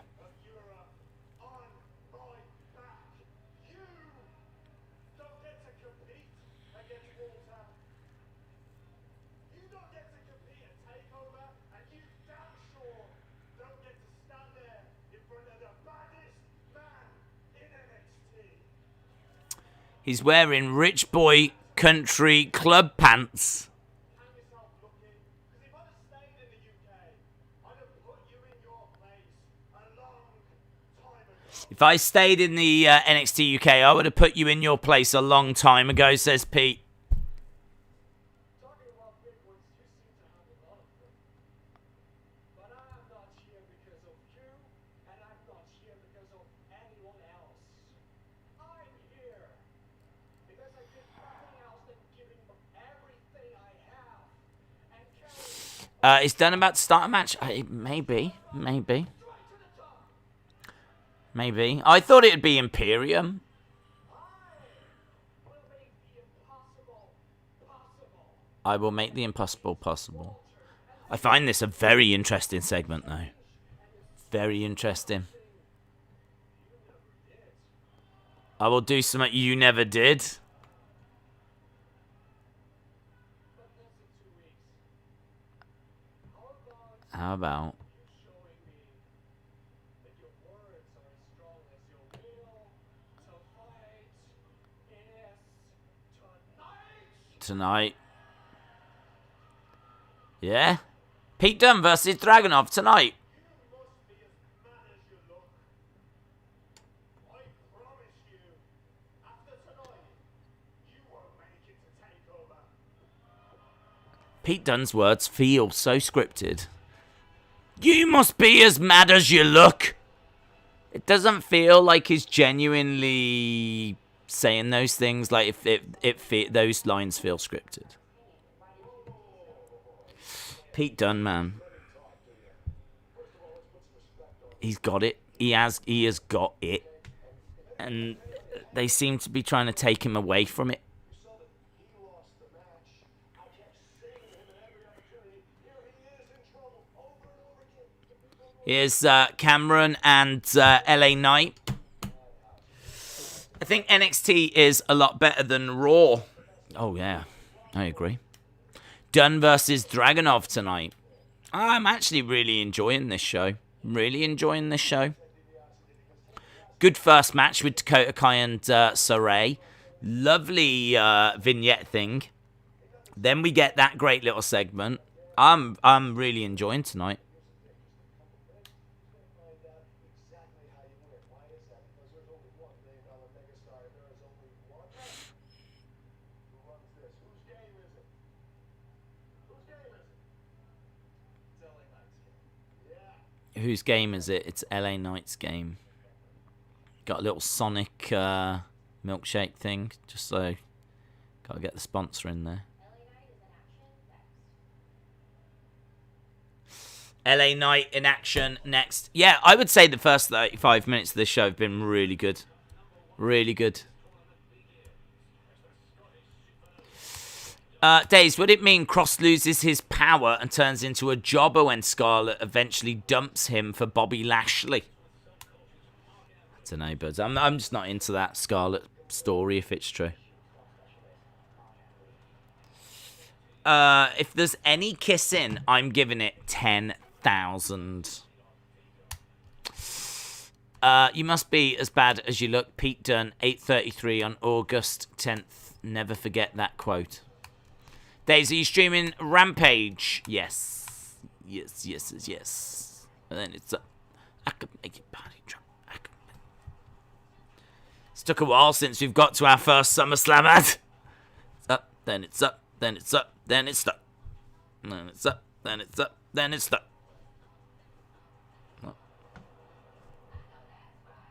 I know that's right. A little off topic.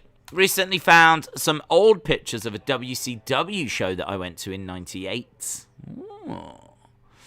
All on the same show was Goldberg, Nash, Jericho, Sting, Bret Hart, British Bulldog, Jim Neidhart, Jim Duggan. It's not bad, is it? It's not a bad night out, that one. Goldberg, Kevin Nash, Jericho, Sting, Bret Hart, British Bulldog, Jim the Anvil Neidhart, Hacksaw Jim Duggan, all on the same show. Not bad. Not bad at all. Austin says, I hate that Cardi B song. That's because you're down, then you're down, and you're down, then you're stuck. And you're down, and you're down, and you're down, then you're stuck. And you're down, and you're down. That's why. Could this be Pete Dunne's send-off? I don't think so. I mean, they would be silly to let Pete Dunne go. We've spoke a lot about Pete Dunne. I really, really rate him. I just miss the bruiserweight. I just miss what he was before. Because now they're trying to change. They're trying to change him. And it doesn't quite work for me. So, you know, the problem is, the concern is that if it doesn't work, then do they just give up and release him? I mean, with Vince in full-on, let's release everyone mode. You do worry about people that aren't quite connecting. Pete Dunne's contract is coming up. That's true. I missed the beginning. Anything interesting? I've really liked the show. Yeah, I've really liked it. I've been quite entertained. It's been quite a few times where I found myself just sitting and watching and just like really engrossed in what's been going on. I mean, I really liked Dakota Kai and I like LeRae, so both of them in a match at the start was great. I loved the Way segment. That segment as well, really still enjoyed it. Yeah, it was engaging. Didn't know where it was going. It's led to a match, and I'm going to enjoy that as well, so I don't know. Is this like, I don't know, is this Triple H? Like, if we're going down swinging or something? Because I'm really enjoying this. Replacing the batteries in the remote is better than Raw, says Jimmy. What did you think of Raw? I wasn't a big fan. It's hard to rate it now, because if I was to rate it, I'd probably be down in the 4s. And I just don't know. What's the point? What's the point in rating? It's just bad. It's a bad show. But I think it's just going to be that way, and I'm starting to realise it's just not. It's not for me now. To be honest, it's not for me. I mean, you know, when you're watching all that silly dripstick stuff, I mean, hopefully that's done now that Miz got out the wheelchair and ran away. Hopefully that's done, but I don't know that it is. And, of course, the Lily thing isn't, like, to my taste. And then you get, like, a load of rematches and... Right, I don't know who he's facing. Sonic Burgers. Sonic Crave Cheeseburger. Try one. Half price in the app. LA Knight versus Andre Chase. Andre Chase. LA Knight versus Andre Chase. Days, do you know they could play into the Corbin story? Last year at Money in the Bank, Corbin broke a mirror And that is bad luck. And straight up 1 year later, it's caught up to him.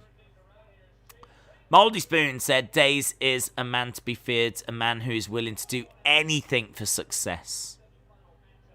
Yep. Ruthless.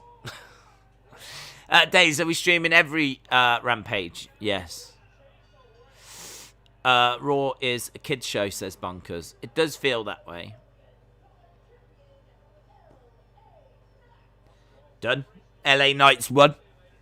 There we go. LA Knight.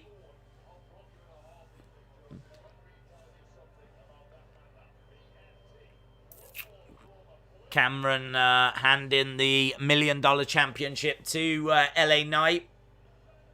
And now I think he's asking him to shine his boots. Money, money, money, money. Do-do-do-do-do. Ted DiBiase. It's a shame that he's not wearing his suits that he used to be known for. Do you know what I mean? And, like, this is the $1 million man, and he's coming down in, like sneakers. Like, I know he's an old guy now. Money, money.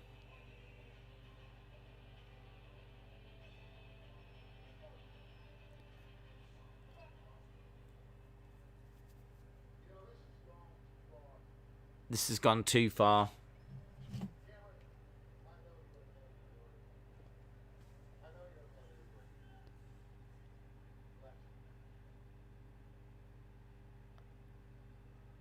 Content.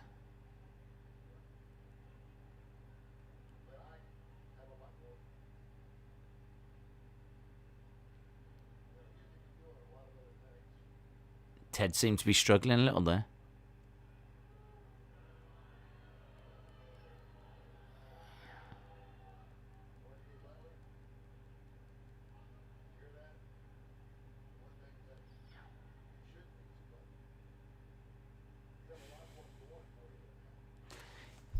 He's not doing this, is he, Ted? He got lost a little there.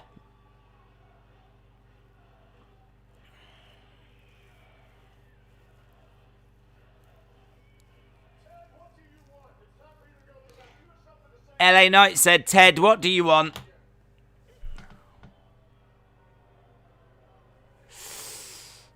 Imagine if Vince turns NXT like Raw after the rebranding. Alex Bliss Gamer said, I just sent you some more GIFs. Thanks. Thanks for that. Appreciate it. Of course you did.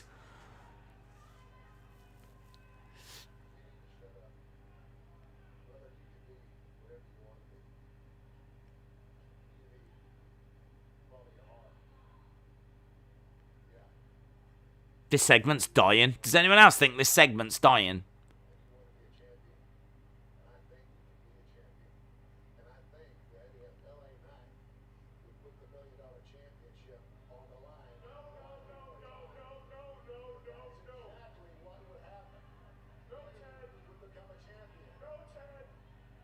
LA, no, so Ted DiBiase is saying, like,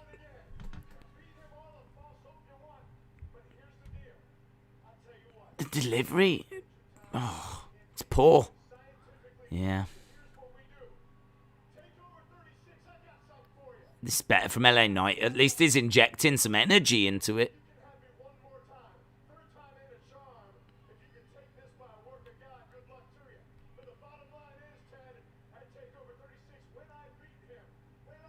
Yeah.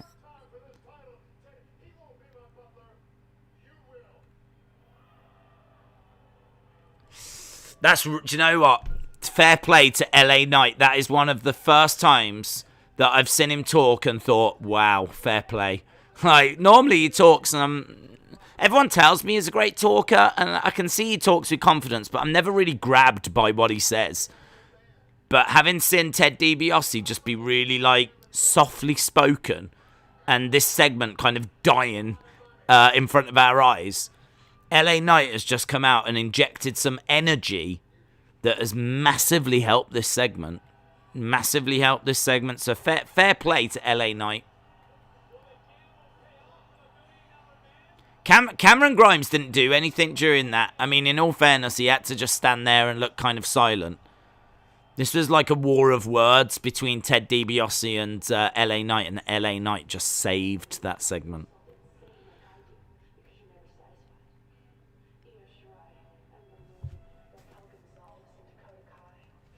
Right, this is Gigi Doolin, I think that they called her. Ted is going to be LA Knight's butler if Cameron loses. So if Cameron loses, Ted will be LA Knight's butler. If Cameron wins, then he becomes the $1 million champion. LA Knight is a really great promo. He was my favorite in NWA. LA Knight's promos were awesome on Impact. I was watching him on NWA, and as I said, he spoke with a lot of confidence. But he never quite did it for me. I was never really that bothered by what he was saying. I was never really that invested in his promos. Like, he was a good talker. He spoke with confidence. He worked the crowd well. Like, you can see that he was good at it. But he never managed to actually say anything that really got me. And in all fairness, even there, he didn't really say anything that really, got me. But, man, that segment needed energy, and he just injected energy into it. So, absolutely fair play to him. Yeah, no denying he's a great talker. No denying he's a great talker. Surprised at Ted DiBiase, though, the old pro. He's been out the ring so long. Don't know. I don't know. Could it be a bit of nerves? I don't know. Can't really quite explain why Ted DiBiase's promo wasn't to standard there. He was always so good at them. LA Knight is 38, and so is Roderick Strong. Austin said, that was the first time I thought LA Knight cut a really good promo, but I think it's because Ted wasn't doing that good. I agree, Austin. I completely agree. Days, tell William that I will be the new and last Grand Champion very soon. William, Gerald Ford's going to be the new and last Grand Champion really soon. There we go. Done. Fabian says, do you think Reginald's 33 million views has brought change to Vince's thoughts about smaller guys? No. Marvel Leo, good night to you. I just saw, and with LA Knight and Ric Flair, an LA Knight Ric Flair commercial. Oh, I don't have that. We get different commercials over here. William said, that is easy, but once published, people will hound you to make change after change until it's not your novel. Oh, hello. You talking to Sonny? I haven't even seen Sonny. Hope Sonny's well. How about if Cameron wins, LA Knight becomes Cameron's French maid, wearing a French maid's uniform, says David Hall. Guys, I've said before, keep your fantasies off of the stream, please. The little kinky, quirky things that you're into have got no place in this community. So, David, if you want to see LA Knight in a French maid's outfit, that is fine. No one is judging you. But I'm not sure this is the right forum to kind of share that fantasy. Or maybe it is. Maybe it is. $1 million championship. If Grimes loses, DiBiase must become Knight's butler. Flair chopped that jabroni out of the ring. Harley said, will you be streaming WrestleMania 47? It's rumored to have AJ versus Triple H. Here is Gigi Doolin. Who's she with? With Jessi Jane.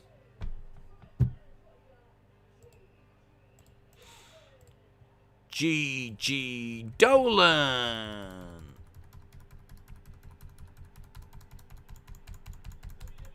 Gigi Dolan.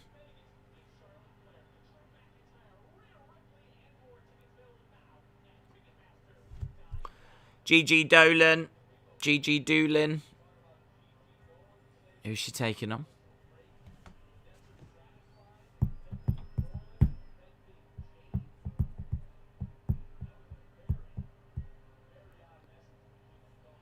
Dum dum dum dum dum dum dum.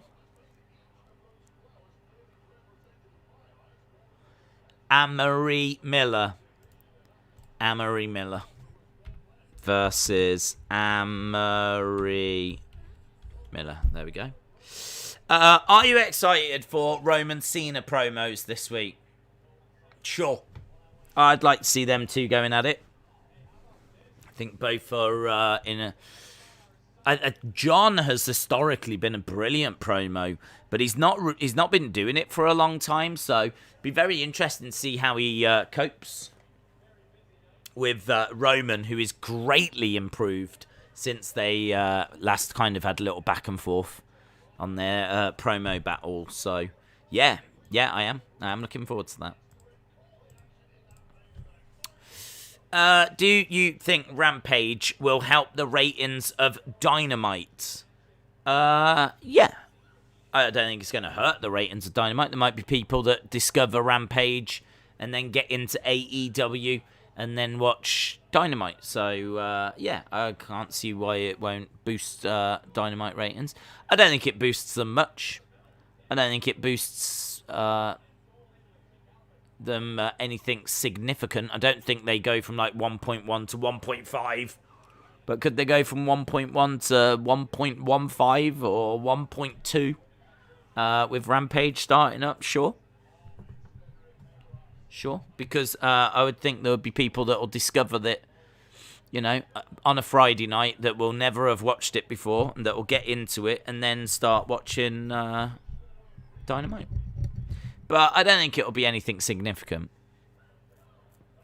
I doubt, in all fairness, it'd even be 100,000. I'm probably looking at like 50,000, something along those lines, maybe even less. I don't quite know what to expect. It really depends how Rampage does. But I know when they've run in that time slot before, the ratings haven't been great.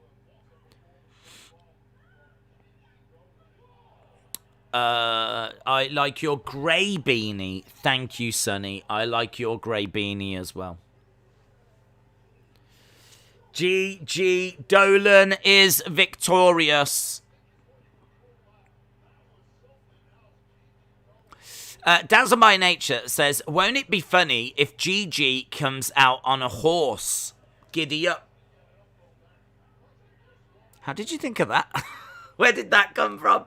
Is there like a rider that's known as Gigi or something? Why would Gigi come out on a horse? I mean, yes, it would be great. I'd be down for it. But I'm not sure where it's come from. But yes, it would be. But then I think it'd be great if all wrestlers came out on horses.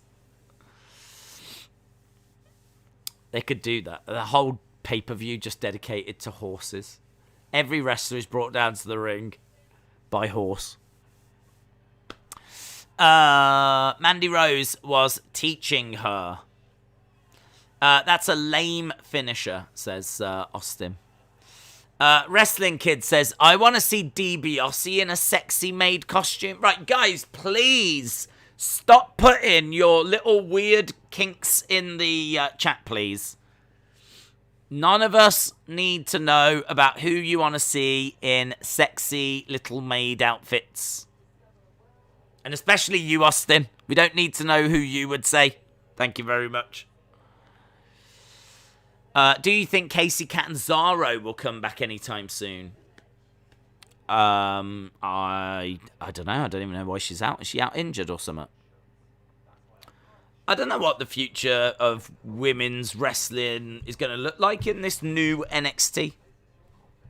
Because I don't know what this new NXT is.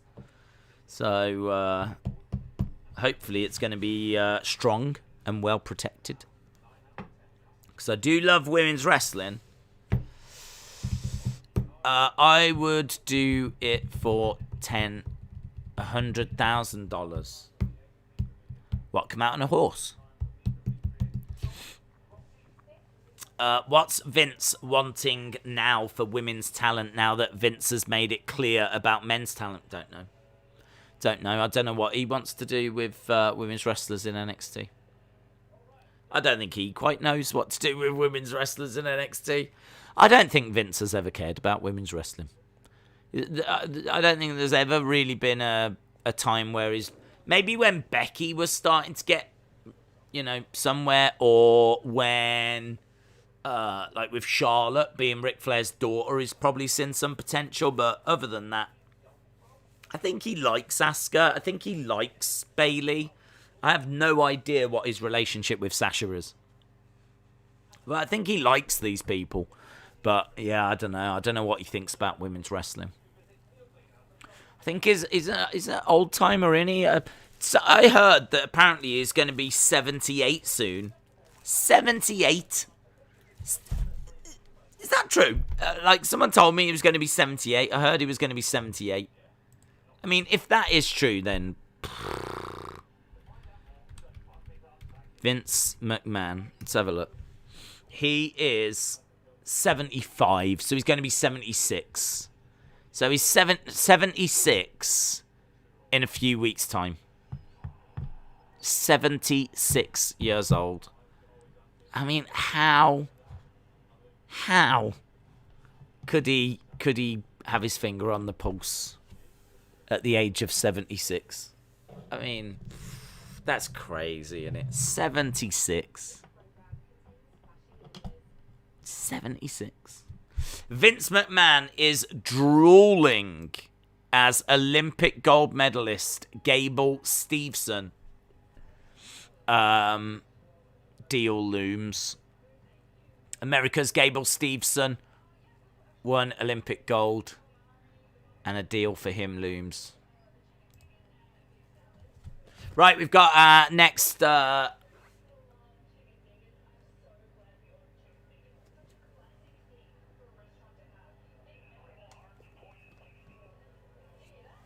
Right, we've got Indy and Dexter out for a meal.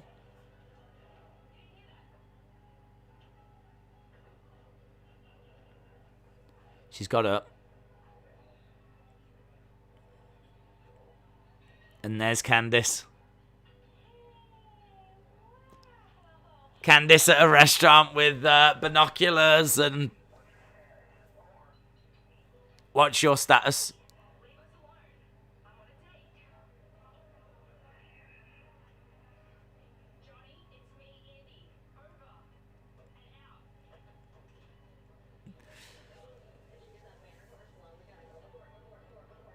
Abort.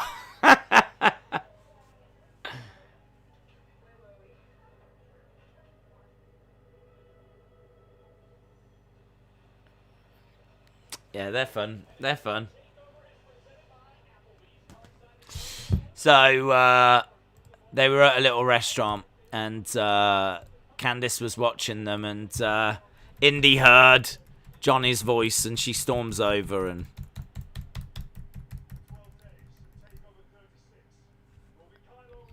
It was fine. There we go. Days, I wanted to say hello. Hello, Robert. Hope you're well, bud.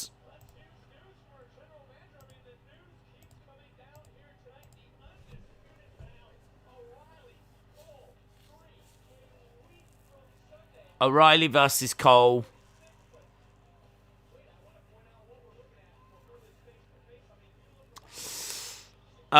We got the whole squad.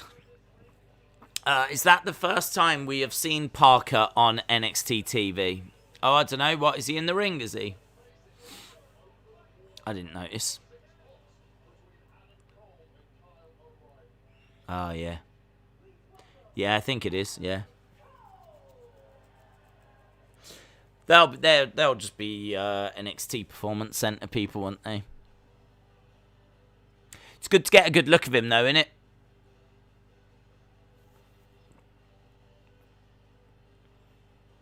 If he stands close to Parker, we'll just get an idea as to how big Parker is.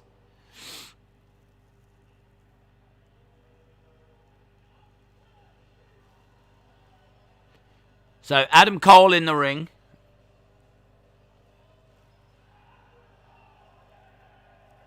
Yeah, this music just doesn't hit, does it? The same as the old music.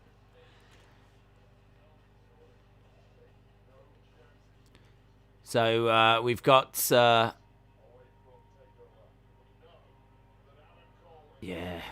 He looks big.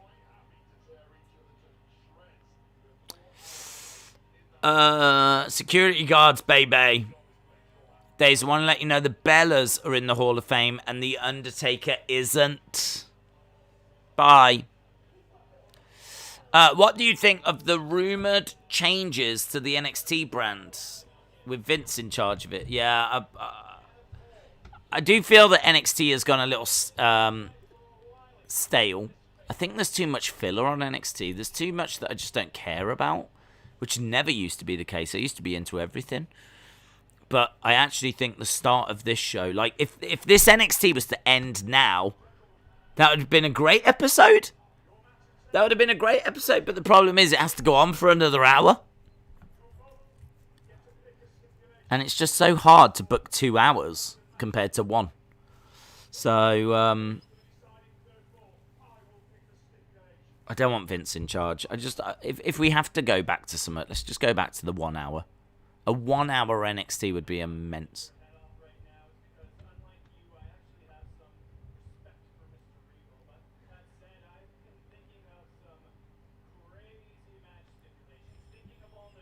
Kyle talking about crazy match stipulations.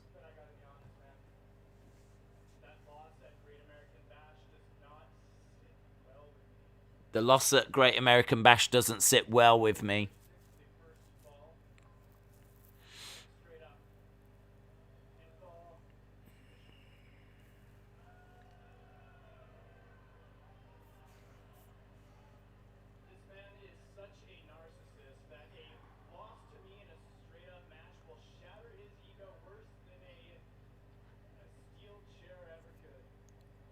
So it's going to be a normal match.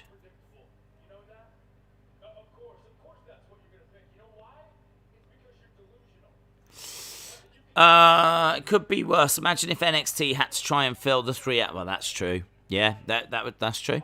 If it was to try and fill 3 hours, it would be worse. Adam Cole said he's better in every way.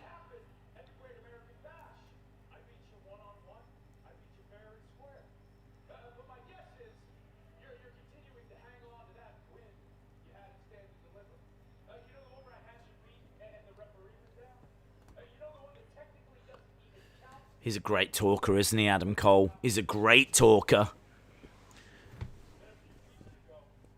We will do the halftime scores as soon as we get to the next commercial break.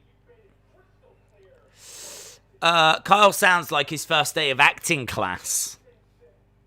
My stipulation is a regular, ordinary match.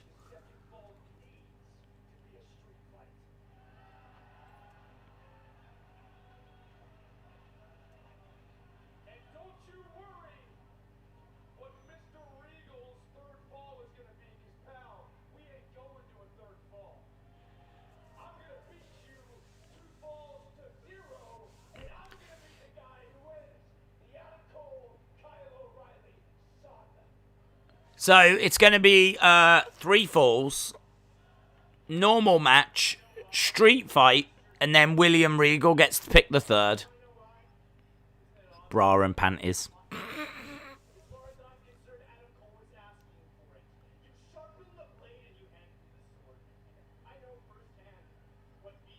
Love Regal.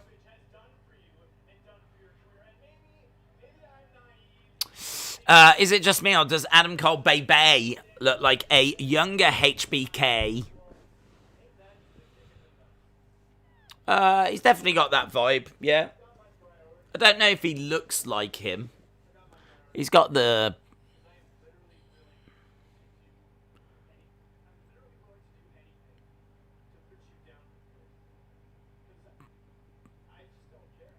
the long hair. Kyle just stumbling a little on his promo.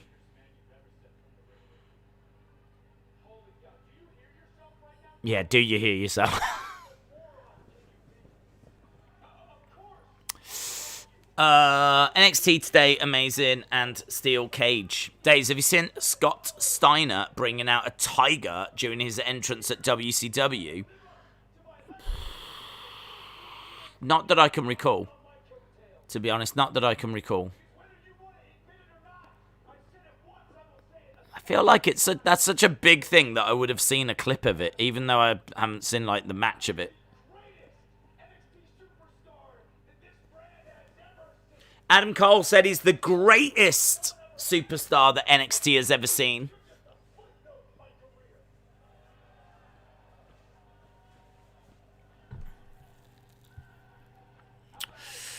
Carl's not the best on the mic. No. Can't believe this segment's still going.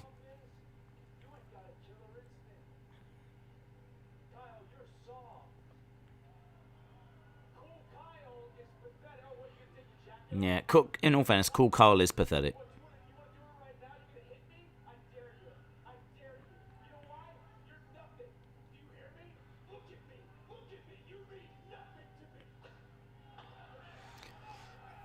Adam Cole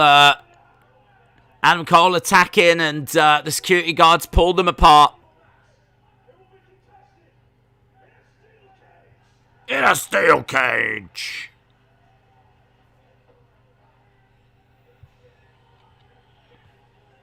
Normal match, street fight, and then steel cage. Those are the 3 stipulations. Right, here's Ciampa and Thatcher. A fight breaks out, yes. Yes. The 3rd is an AEW contract on a pole match.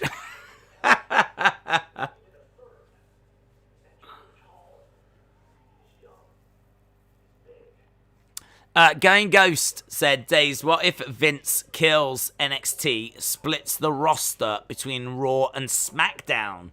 Give them more Raw, give them more SmackDown, and then add more. No, I mean, I don't think NXT is going away for good. I think they are rebranding. The reports are that there's going to be a new logo, new lighting, so it doesn't suggest that NXT is done. So I don't think NXT is finishing.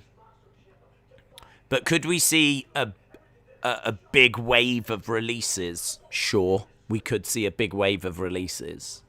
We could see a big wave of releases. We could also see a fair few people get like called up and whatever. We could see both. See a load of people called up and a load of people released.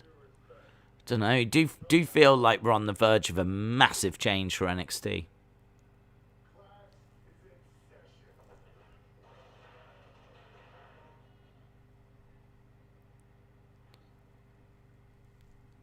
Thatcher smiles. All right, and there we go. Super cool, but not good enough for me, says James Kenny. When will it happen, though? I don't know. I would imagine it will probably be, well, obviously after TakeOver. I mean, I would imagine it wouldn't be too far into the future. There's no real need to wait around with these things, but obviously they've got stuff set for TakeOver. So, yeah, I'm sure they'll pick a date and work towards that. Halftime. Yeah, get your halftime scores in. What do you think of the show? Get in your halftime scores. I can make your party. I can make the party stop. Up, then it's up, then it's up, then it's up. Matt Hardy's wife is pregnant again. Oh my God. I know that's right. Just imagine if William Regal had said, War Games! One-on-one War Games. 7, 7, 8, 8, 7, 7, 6.2, 7, 8788775 8887. That's all right, isn't it? It's doing all right. It's doing all right today. 6.57, 8.75, 6, 7.57. It's been an all right show, man. It's all right. I'd probably be about 7.5. I was really up there. I was really enjoying it. It's just dipped a little with the Gigi Dolin match. Didn't really need that. Kyle, not great on the microphone. $1 Million Man, not great on the microphone. But I think Adam Cole had to carry that last segment, and I think LA Knight had to carry the other segment, and then the Gigi Dolin match. It's all right, but hard to get that excited about it. So I sort of feel like since the LA Knight match, it's kind of gone down, a bit. But the start of it, I thought was really good. I like all those little vignettes. Those vignettes are good. Doing all right is all we can do in life. Hey, if you're doing all right, you're actually doing really well. Don't know how many people in the world can say they're doing all right. So, I'm doing all right. Feeling good. The night is young. Doing all right. What I might do after this is start planning out the rest of the week. I didn't realise that Rampage was this week, so definitely need to have a look at that. I think Ted Jr. will show up before all is said and done, says Jeremy. It's an interesting thought. Days, please read. Lumis in a maid outfit. Oh, my God. Lumis in a maid's outfit, standing in the shadows with a knife and his drawing utensils. So, I've said before, please do not share your fantasies on these streams. So, just thinking of Dexter in a maid's outfit. Thanks for that mental image. James Kenny says, I want more than one. I want two. I agree. Days, Parker Bordeaux was one of the security guards. He was. Days in a Speedo. Days in a thong. Days in wrestling trunks. That's my fantasy. Says everyone in the chat.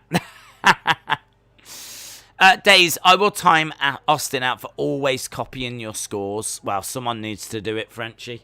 Someone needs to do it. It's appalling.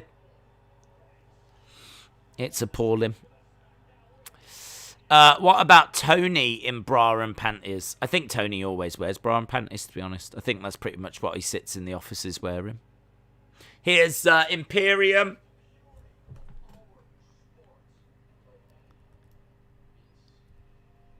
Necessary. Here's MSK. Imperium SK. Imperium SK. They were taking the mick out of Imperium. That's good. Bit of personality.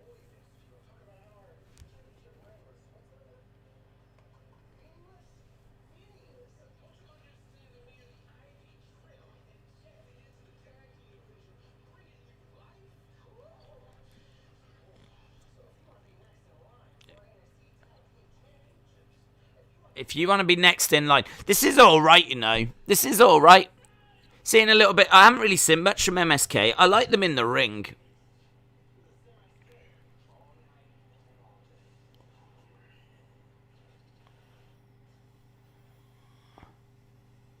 MSK. In green spray. It reminds me of DX. 2 out of 3 falls match. Adam Cole, Kyle O'Reilly. Reading chat is better than Raw. Days, did you see the report that Zelina only re-signed to be with Alistair? Yes, I saw. I think Alistair reported it.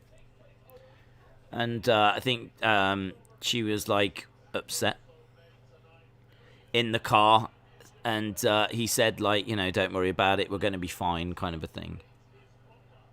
But yeah, I think it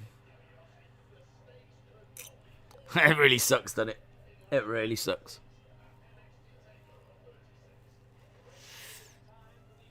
MSK's message, good, yeah. Odyssey Jones, I like this guy. I really like this guy. He reminded us of Keith Lee. And was he the Mark Henry dude as well? Yeah, Keith Lee. It's like if Keith Lee and Mark Henry had like a love child. Oh my God, this guy's going to be massive. This guy's going to be a big deal. Odyssey Jones. Oh, look at him as well. He's got a personality. Look, he's interacting with the crowd and everything.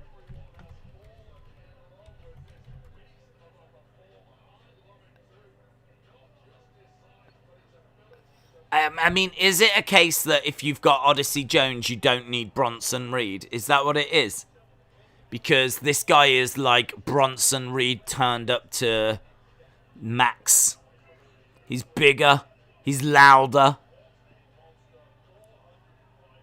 405 pounds. Oh my God, this guy is a megastar. He's going to be a megastar.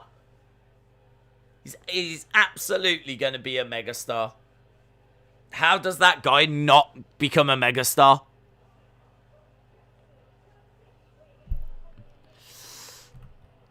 Trey Baxter. So that is Mae Young and Mark Henry's child. The hand grew up to a wrestler. They're starting to put up little tweets on screen. 6'5", 405 pounds. So is this the breakout tournament? Oh, all right. Carmelo Hayes, Duke Hudson, Trey Baxter, Odyssey Jones. Odyssey Jones, man, he's winning this. Got the size of him.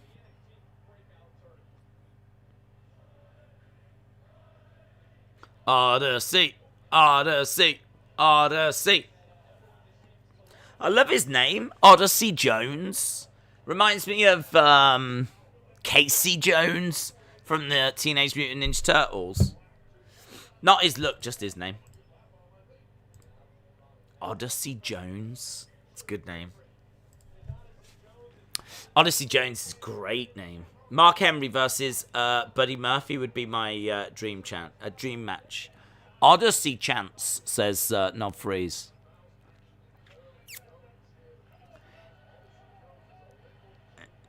Look at a big smile on his face. I love his hair. Come on, baby. Low kick.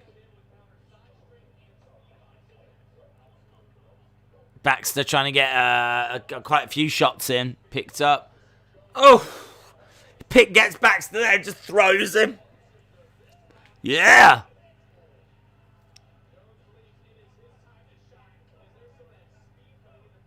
Ah, that's good, isn't it? What does MSK stand for? Is it My Stinky Cane? That is exactly what it stands for. Odyssey, Odyssey.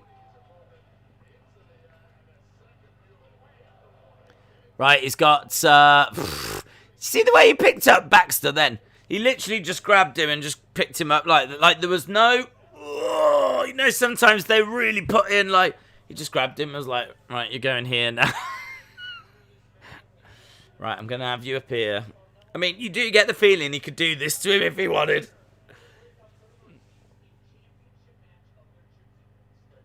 Oh, nice kick there by Trey Baxter. The big man's doing a bit too much selling for me. I think I'd just have the big man run through Trey Baxter. Like, no disrespect to Trey Baxter, but... Nah. DDT. Vape Ross Vape said he has a one-man gang vibe and Steiner's kid is money. I haven't seen Steiner's kid. Who's Steiner's kid? Been told that a few people have mentioned Steiner's kid. Steiner kid. Wrestling. His son wants to follow in his dad's footsteps. Proud after son signs.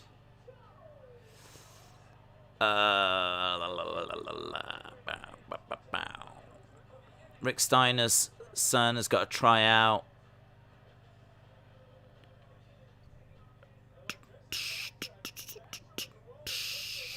Is he called Rex Steiner? Rek? No, Bronson Rechsteiner. Rechsteiner? 6 foot, 230 pounds. Son of Rick Steiner. Nephew of Scott Steiner. I haven't seen him, to be honest. I tell you though, they've got some talent. Because they've got Odyssey Jones, they've got Parker. They're going to get Gable Steveson. But, I mean, I don't know if he goes to NXT or if he goes straight to the main roster or what they do with him. Look at this guy, man. Banging on that plexiglass. And look at the size of him as well. He passes the airport test.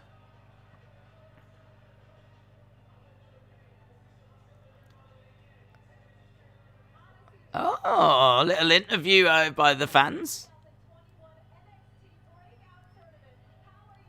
He's into the final. What up, NXT Universe? He is working the crowd, man.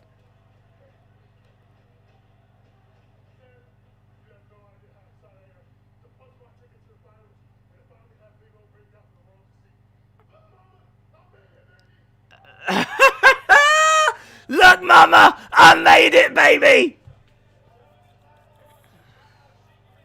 Oh, I love this guy. I love this guy.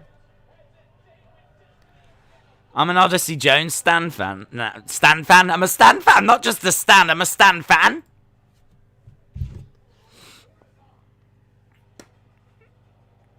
Tian Shah.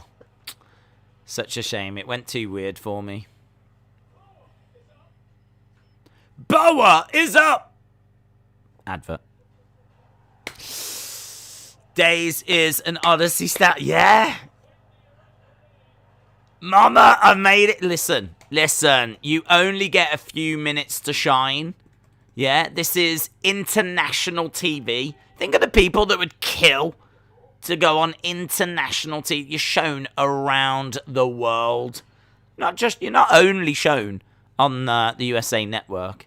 You're shown on BT Sport here in the UK. You're shown all over the world. It's NXT.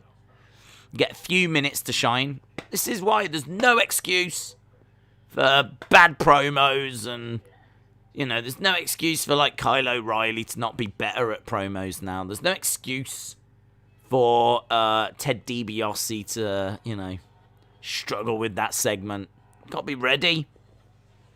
Odyssey Jones going out there saying, I'm here, world. Mama, and looking down the camera, that was brilliant. Mama, I made it. Oh, it's good. It's good. Steiner's son is the guy that Samoa Joe put in the coquina clutch last week. Can't remember him. I remember someone going in a coquina clutch, but I don't remember what he looked like. Did you see the report Zelina only re-signed? Yes. I didn't see a report. I saw, I heard Alistair talking about it. So, yeah, it's true. Days is going to wear a maid's outfit off stream. Oh, yeah. That's what I do the housework in, mate. Do you think any superstar could body slam or suplex Odyssey Jones? Sure. Brock could do it.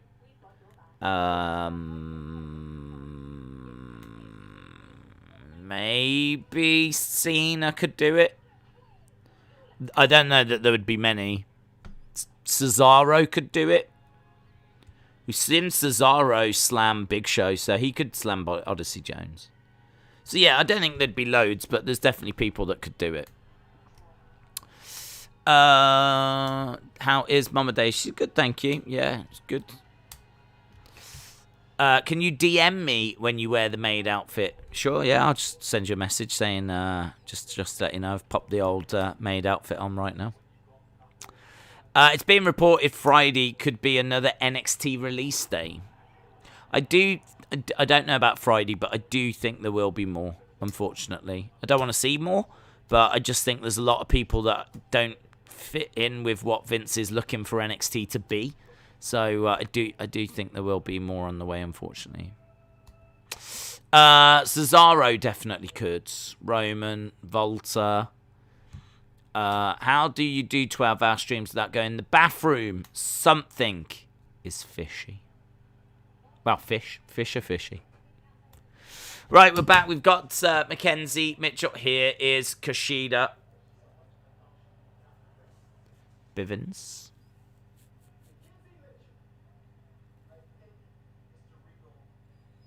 They're huge. They are huge. Both of them security guards are huge. Here's Regal. See the smile on his face when he saw Mackenzie then? Next week's going to be big.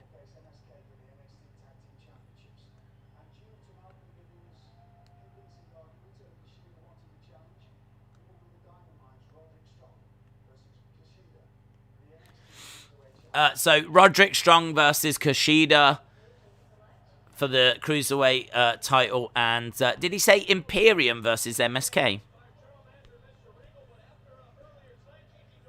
Congrats, Gigi Dolan, on your victory. It sure seems like the advice is already paying off. Well, there we go. Is she on the front of Maxim? Is she? Right. Is it Tian Sha time? We've only got half an hour left to go. Tian Sha. Boa. In it. There she is, look. Old creepy McGrew. There's Boa. Where's Xia Li? Is Xia Li injured?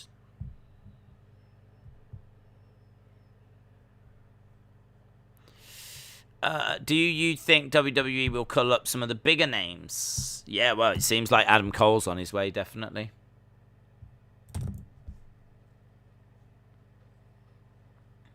Tian Sha's making her way down as well.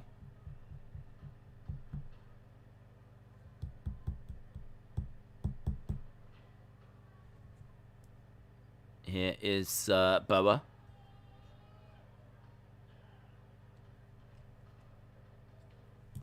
Okay, who's he facing? I don't know. I don't think it was announced, was it? Oh, Drake Maverick. Drake Maverick. He's got to be concerned as well, hasn't he, Drake Maverick?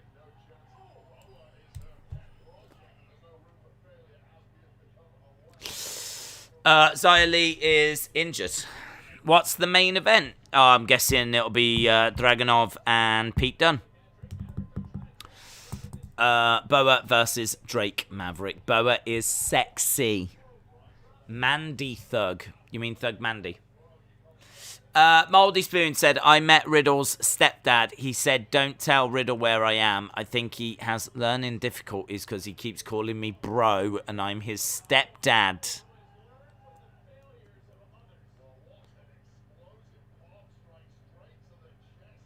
Yeah, Drake Maverick goes down. Boa stomps on the hand of Drake Maverick.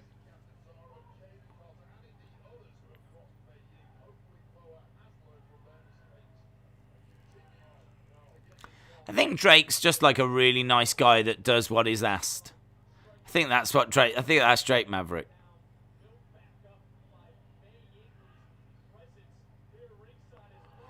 kick to the side, and Drake Maverick goes down. I mean, he used to be the... he was brought in as the GM of 205 Live. Do you remember that? The Path Created, shout out to you, my friend, says, Days, I think Adam Cole will soon be all elite. Do you think Wyatt goes to AEW? Well, apparently Adam Cole's been offered $1 million contract. I mean, I don't know that they're going to be able to match that in AEW with all the spending that they're doing. But he could go. He could absolutely go to All Elite. I think it's going to need to be a good contract to keep him in WWE. But I think after meeting with Vince is very, very persuasive. Vince is very persuasive. I mean, it's Vince McMahon. You know, he is a legend, regardless of what you think of him. And I know people have got low thoughts of him right now. He is still Vince McMahon. He is still arguably the most important person to the history of wrestling. Like, you do not tell the story of wrestling without talking about Vince McMahon. So, to get into a meeting with him is quite a big deal. And, you know, if he's putting you over and saying what he wants to do, I mean, he can promise you the world. He can tell you anything because you know that he can do it as well. He can do whatever he wants. So if he's saying like how he sees a big future for you and he sees you as a WrestleMania main eventer, you know, if he's going to back it up with a big contract as well, I think Cole will stay with WWE. I think Cole will stay with WWE if Vince has said those things, and I think that could Bray go to All Elite? Yeah, I mean Bray will go somewhere. I think. Bray will go somewhere. And I'd be surprised if AEW don't move for him. Boa wins thanks to Tian Sha. Thanks Tian. Thanks, love.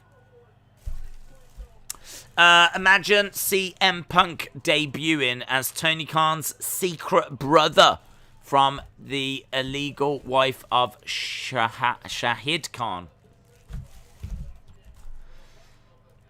No, I can't imagine that. It was Chinese Mist.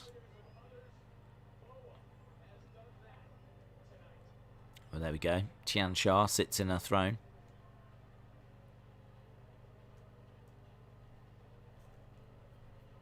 Head down. Look, she's got her head down thinking about what she's done. She's got her head down thinking about what she's done. Naughty woman. That's what she's doing. Days, CM Punk is Punk CM. Did you know this? I didn't. Here, this 15-city tour. It is the summer of Cena. The summer of Cena is here. Tickets available now. I mean, look, if Raw was to come to your area, you'd be a bit like, shall we go? I mean, the show's, but there's lots of people that we'd like to see, and you might go. But I think if you knew Cena was there, you'd be like, yeah, come on, Cena's there as well.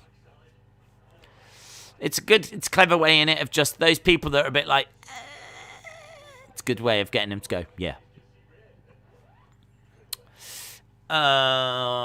Nice. Frankie Monet is safe because of Morrison. I don't know if anyone's safe. He may, if he is allowed to keep his Twitch. If he can't keep his Twitch, I think he might leave, as he seems to be the kind of guy where money isn't everything. No, I agree with that. But if he's been told that he's going to be in big stories and will main event WrestleMania and he's going to be the next AJ, then, and they back it up with a big contract as well. Because if they say all this stuff and then give you like a bit of a so-so contract, then you'd be like, don't know. But if they're going to give you a big contract, they're going to want their money's worth out of that contract. So, Days, sound the alarm. Whoop, whoop, whoop, whoop. Jennifer Aniston and David Schwimmer, the people that play Rachel and Ross, are rumoured to be dating. They had a little thing during the reunion, didn't they? What was that? Isn't he in a relationship? Apparently they had a little thing. Ross. What's his name? David Schwimmer. David Schwimmer. Yeah, during the I watched the reunion thing, and it turned out they were, like, you know. Yeah, well, apparently he was married from 2010 to 2017. Oh, my God. Oh, my God. I so want this to be true. I so want this to be true. Oh, my God. Oh, my God. Oh, my God. Oh, my God. Oh, my God. Oh, Ross and Rachel.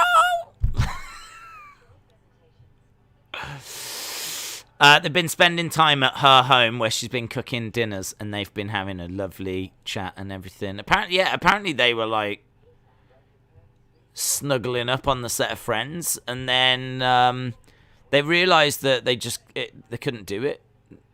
Not whilst working together, and, you know, she went off and dated, like, Brad Pitt and everything. It was kind of a big reveal of the reunion. Oh my God, oh my God, oh my God, oh my God, oh my God, I can't believe it. Oh my God.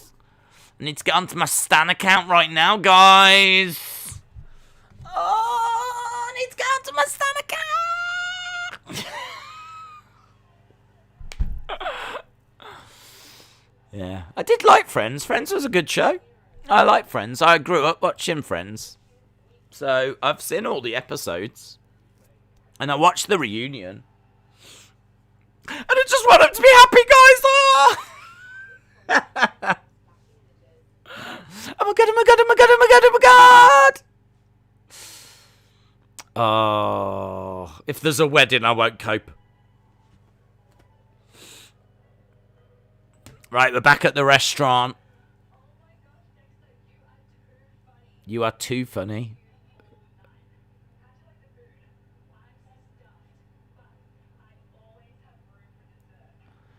Indy says she always has room for dessert.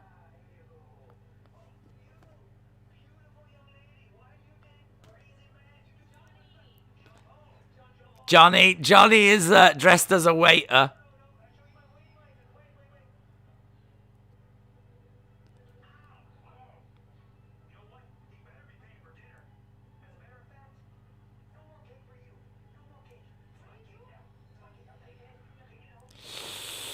This ain't gonna go well, is it? I think even Dexter knows this ain't going well. Nah, it didn't go well. Didn't go well. Oh, cake in the face of the maniac.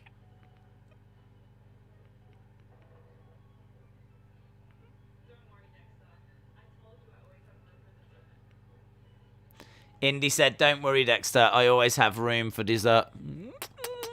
Ah.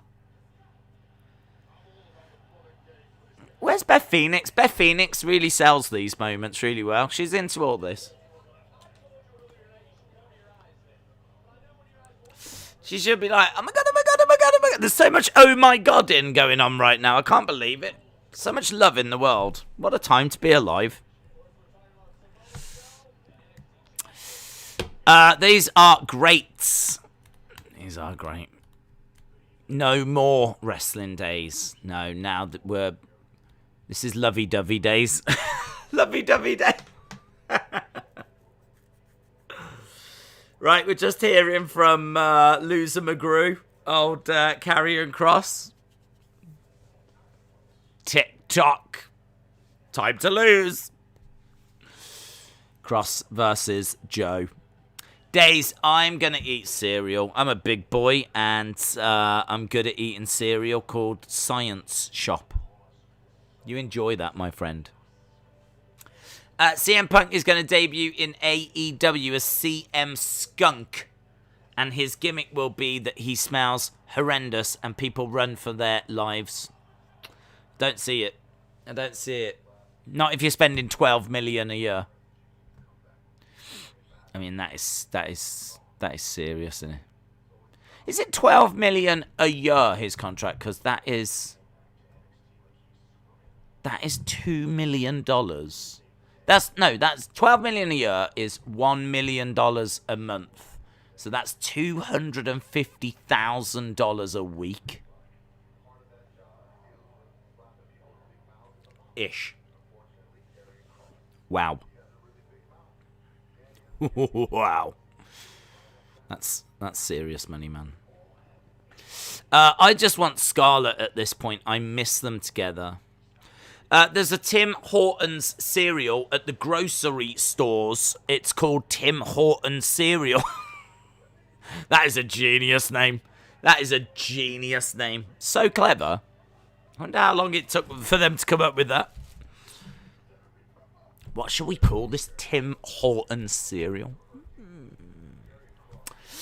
Kross and Samoa Joe video package. Yeah, that's what we got right now. That is what we've got right now. Do you know, I haven't actually minded the second part of this show so much. Odyssey Jones was great. More of those little vignette things have been good. Can't remember what else we had. It's been alright. Ross and Rachel. I can't believe it. Dexter Lumis must love not having to speak or cut promos. Yeah. Maybe Pete Dunne would have been great as a silent psychopath.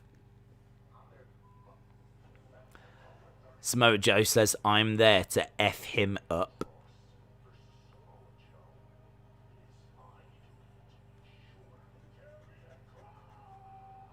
We lost Finn Balor, but gained Samoa Joe. Isn't that funny?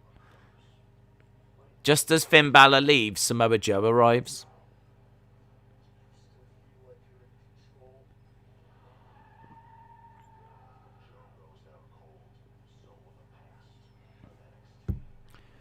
Samoa Joe. Joe. I love Joe. I'm so excited to see this match. I'm so excited to see Joe back in the ring. I'm so excited to hear his music and see him come down in wrestling attire. Ba-bum, bum, bum. Should have been a Rumble moment. Ba-bum. Bum, bum, bum. Ba-bum. Bum. Bum, bum, bum. Bum. Yeah, man. Looking forward to that. Right, now, here's Aliyah.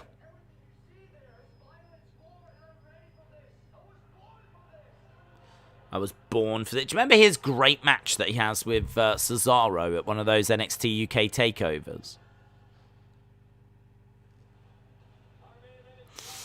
Main event is brought to you by Sonic. Eat fresh. Face-to-face next week, just like Kyle and Cole. Fabian, shout out to you.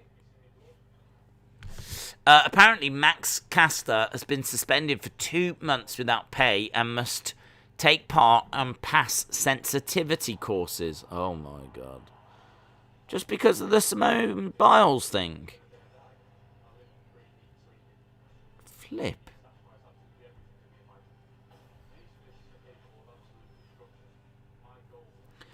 I mean,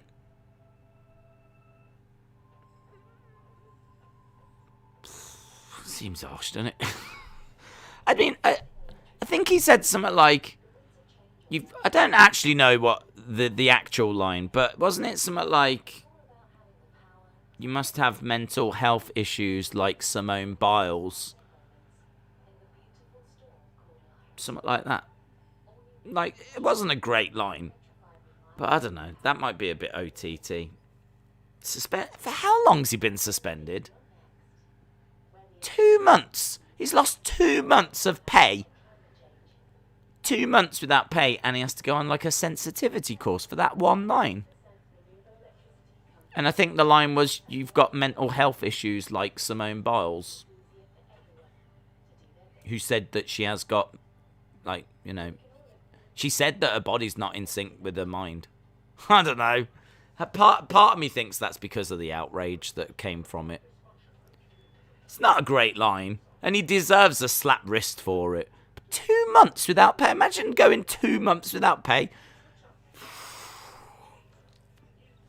It's a good job that I don't find myself for some of the things I say. It's a good job we don't have a HR department here at Wrestling Days YouTube channel. Otherwise, I'd be getting in trouble for pretty much every stream I do. Flip. Whew. Days, it wasn't the Simone Biles. He also made it sound like rape is cool. Oh, I didn't see that bit. Oh, okay. I didn't see that bit. I thought it was the Simone Biles thing.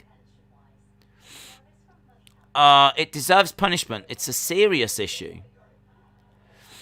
Can't wait for more Olympic coverage. Oh, I do miss that.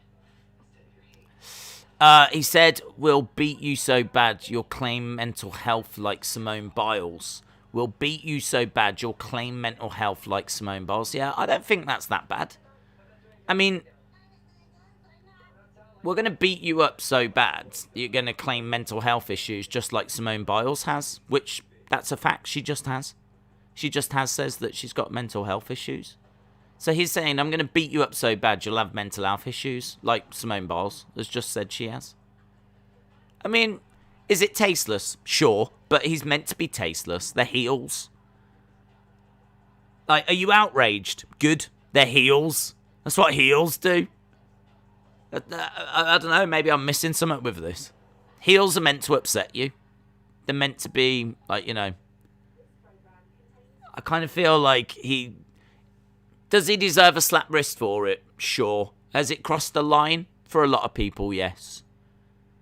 But 2 months without pay, I think that's harsh. But if there's something in there that talks about rape, that is, well, I haven't seen that.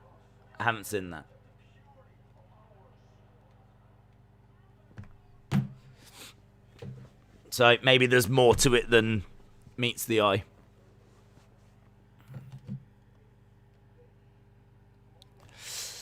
A lot of people went 2 months without work or pay last year in the pandemic. Yeah, and that's awful. Awful. But this is out of choice. This is the company putting this on him and punishing him this way because of outrage. You know, people going out because of the pandemic, and that's because of the pandemic.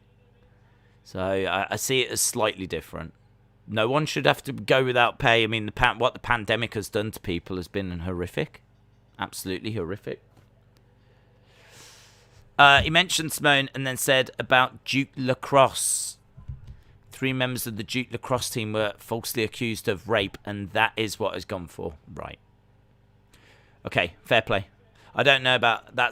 As I said, I don't know about that bit. If it's the Simone Biles thing, which is what I thought he was getting punished for, it's distasteful. But I didn't think personally, for me, I don't think it's worth him losing 2 months' pay over. But you're telling me that it's not about that, so that's fine. Dragunov. Here we go. Vape Ross Vape said they were talking about Julia Hart's ho-ha as well. Well, let's not go there. Let's not go talking about people. We'll have no talk of anyone's ho-ha. Thank you very much. Not on this stream. Right, here's Dragunov.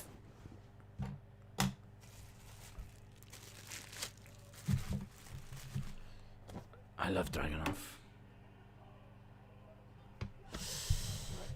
AEW has come to terms with Max Caster. Don't know if that's true. I don't think worth losing pay. 2 comments were back to back in a rap line about Biles and Duke Lacrosse. He could have mentioned Duke Lacrosse, but in all fairness, I don't know what that is.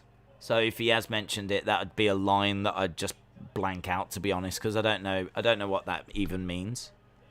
So it could have mentioned it. but I would have picked up on Simone Biles being referenced, but Duke Lacrosse means nothing to me. Sounds like a person. Sounds like a wrestler. If you told me that Duke Lacrosse was debuting next week, I'd be like, oh, right, okay. Is he in the Breakout Tournament? I think he is, isn't he? Isn't Duke Lacrosse in the Breakout Tournament? You can see Max Caster's full rap on YouTube. Sounds like I don't want to, in all fairness. Right, here we go. Pete Dunne in green with Ilya Dragunov in red. I'm down for this.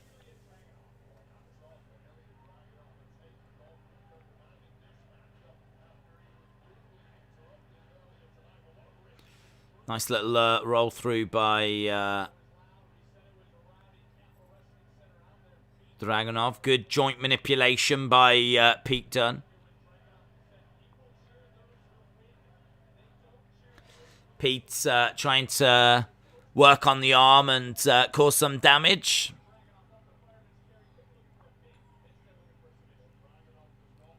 Really want to keep an eye on this. I mean, in all fairness, we don't have that long unless there's an overrun.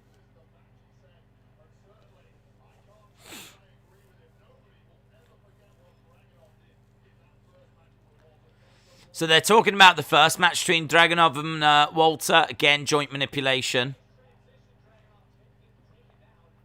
Dragunov, once Pete Dunne, I must say, once Pete Dunne is doing this joint manipulation, I wish there was more of a reaction from, like, Dragunov and whatever. You know, as the hand's being bent back like that, I was looking at the face of Dragunov. He was no selling it.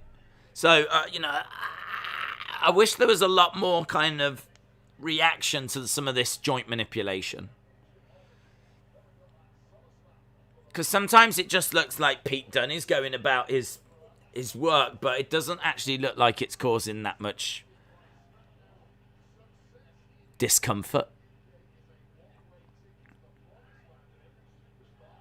That's good. It's a nice submission. Pulling back on the leg. Nice. Good transition. Headlock by Pete Dunne coming up to his feet. Lovely. Hip toss by Dragunov, who applies a headlock. Yeah, it's all right. Not a bad little start.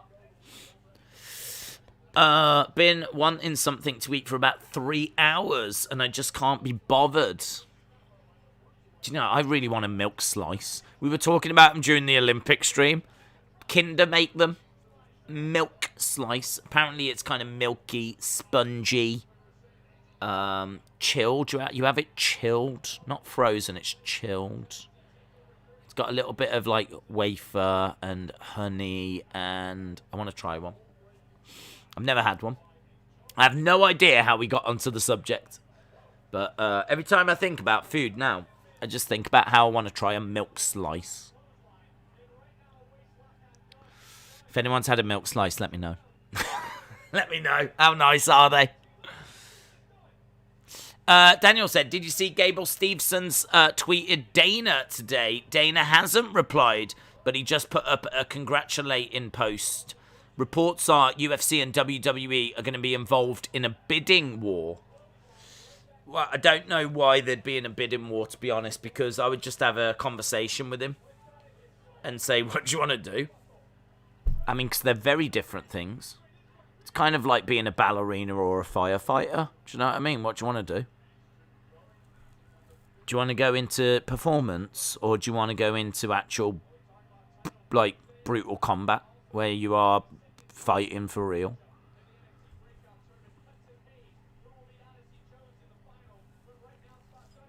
So, I don't know. I mean, they're very different career paths. He must have a preference.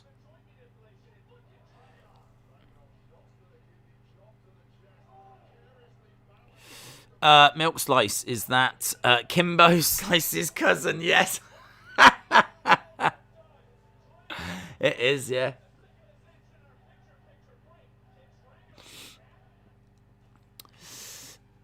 Dace, do you know Mr. Beast? Yeah, I know him really well. Yeah, hang out sometimes.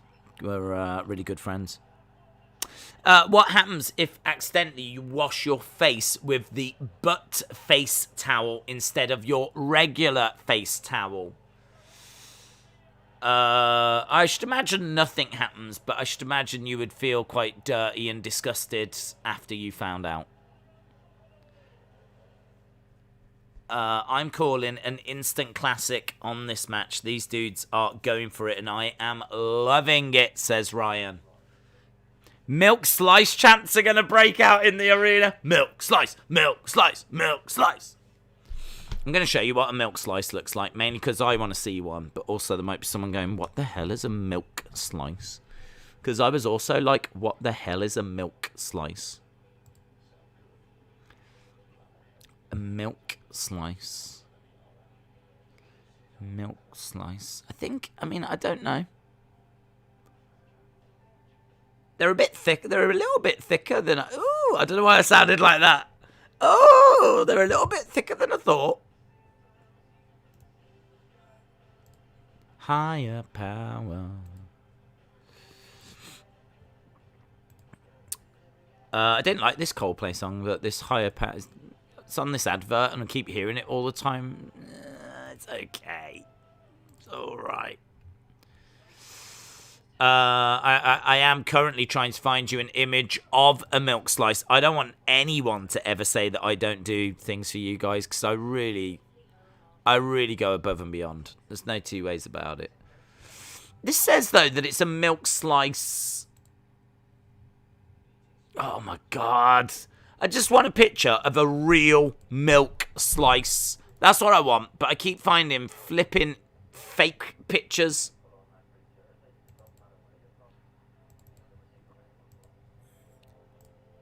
Right, here we go. I think this might be real. It might not be real. It might be a pretend one. Where's milk slice? Come on.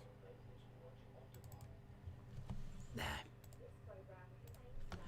Now, I don't quite know what that is. Apparently it's milk. Milk. Fluffy. With like a wafery thing. Apparently there's a bit of honey in there as well. Like, I don't know. I want to try it. I'm intrigued by it. It's got my interest. So I want to try one of those. Apparently you keep them chilled.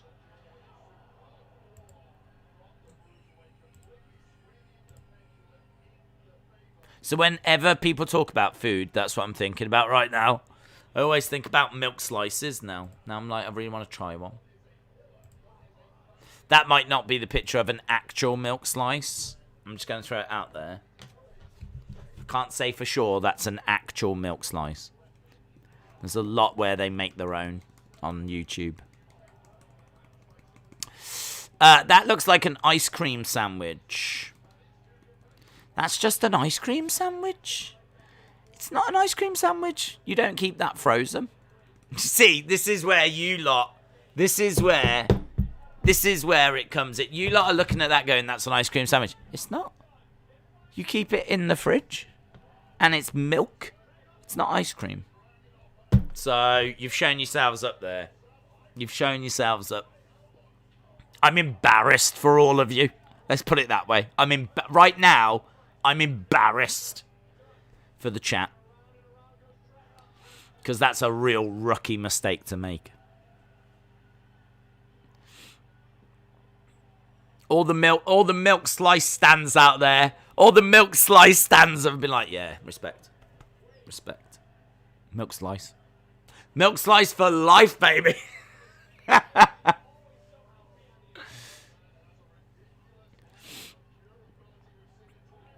Back elbow.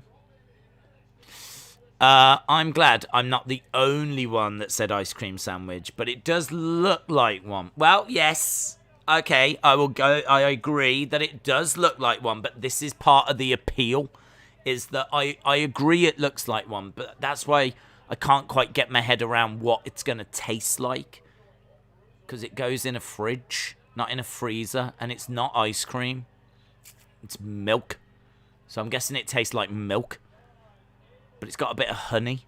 And I'm like, I just want to try one. I just want to know. I don't want to wonder anymore. I'm so tired of wondering. I'm so tired of guessing. of imagining what it tastes like. Just want to taste one. We are not sponsored by Milk Slice as well, by the way. Dragunov, I think we are overrunning here. We're already a minute over. Good bend. Soccer kick by Pete Dunne. Big chop. Pete Dunne goes down. Senton.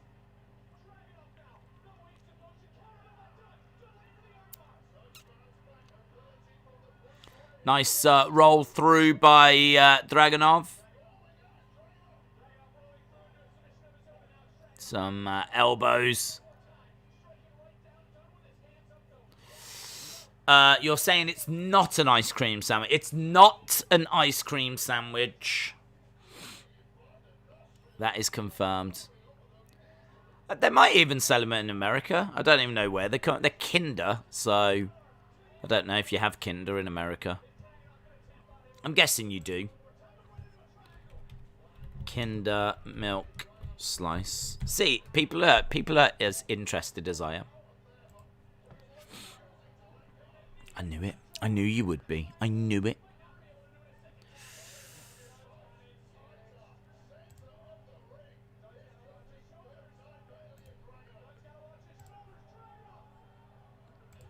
I'm going to show... I've got another picture.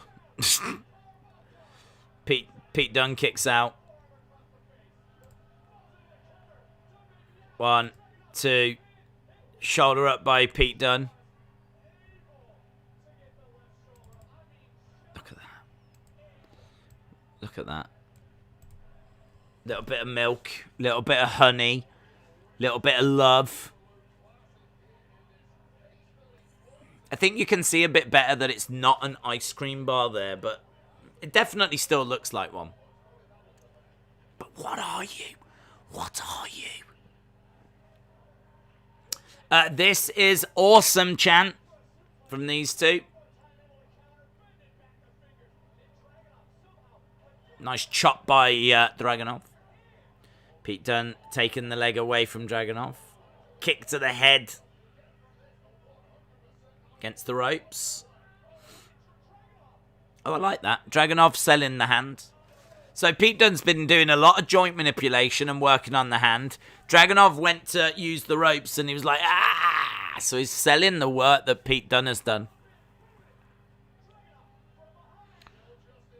He picks up Pete Dunne. Pete Dunne rolls through. It's a little scrappy. He's trying to get the arm bar, but can't quite get it.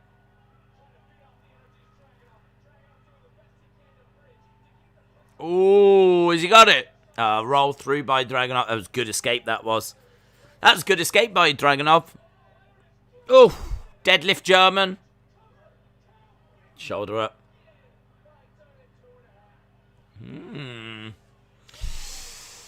You can't slice milk. It's a liquid, says Anthony. That's why you have to put it in the fridge.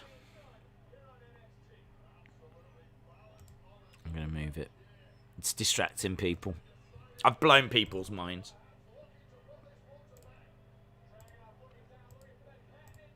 Oof. Sent on by Dragunov.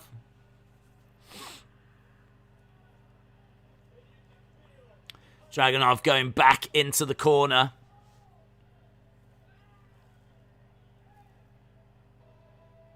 Dun, dun, dun, dun.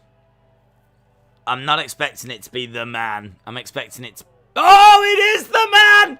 The man is here! Ah!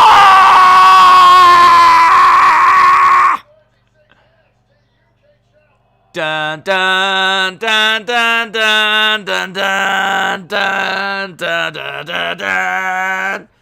Pete Dunne gets kicked out of the ring. Volta makes his way down. Ah, big boot by Dragunov. Oof.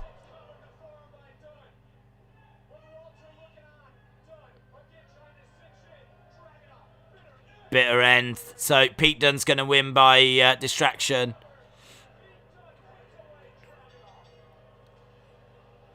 Pete Dunne puts away Dragunov. Look at Volta in the background.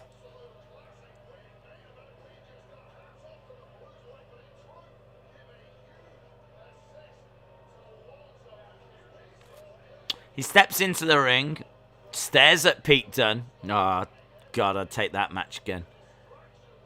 Pete Dunne looks at him and goes, no. Not bothered. The ring general.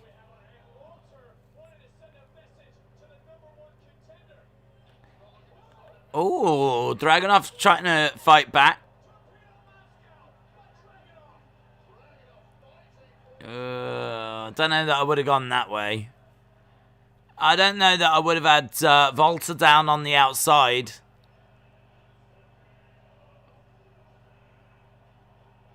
There's Dragunov with the NXT UK. I mean, like, he's literally just done a match and now already this monster's been... I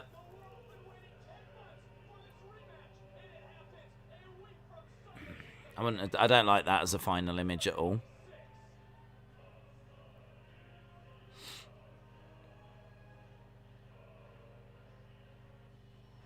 Don't like the end. I don't like it. Yeah, I know. Right.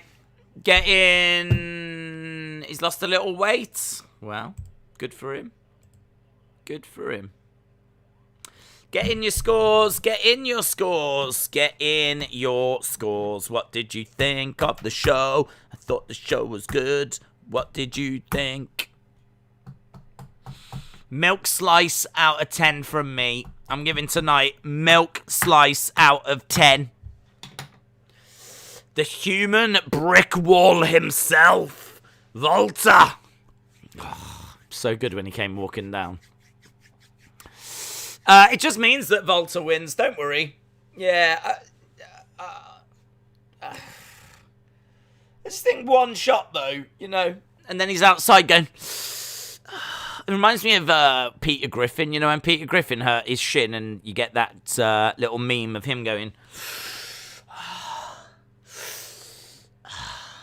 taking ages like that. That was a bit like that. He got hit once and then he was on the outside going,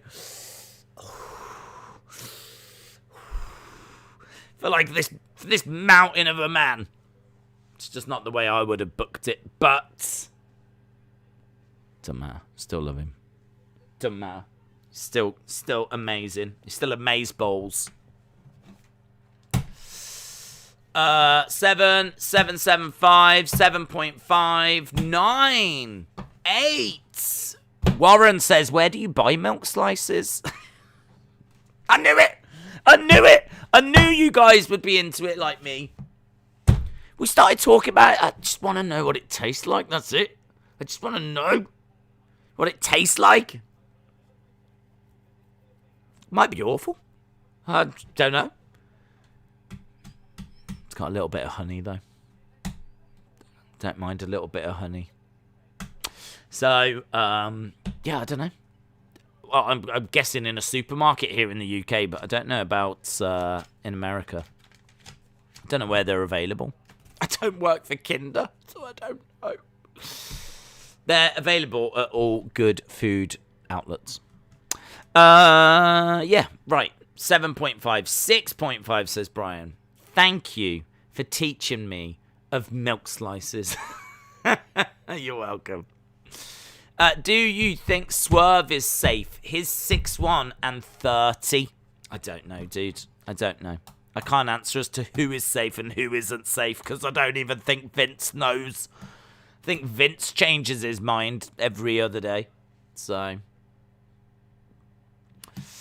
9.25, 7.5. Yeah, I'm gonna go that as well. I think this is a really good show.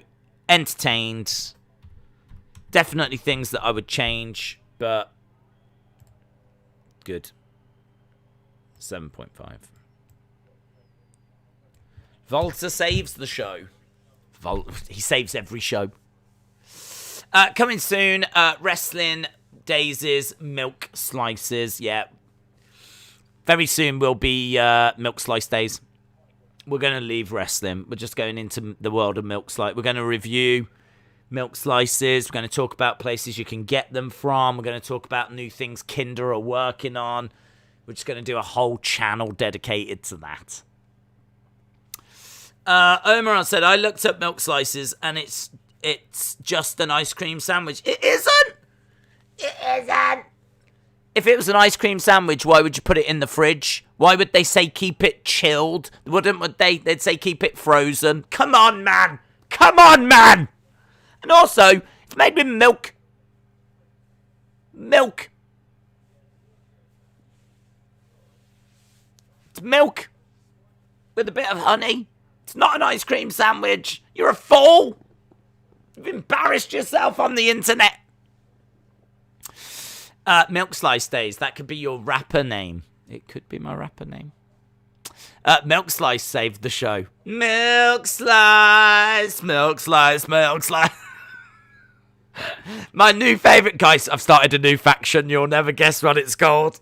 Milk Slice. Milk Slice. Milk Slice.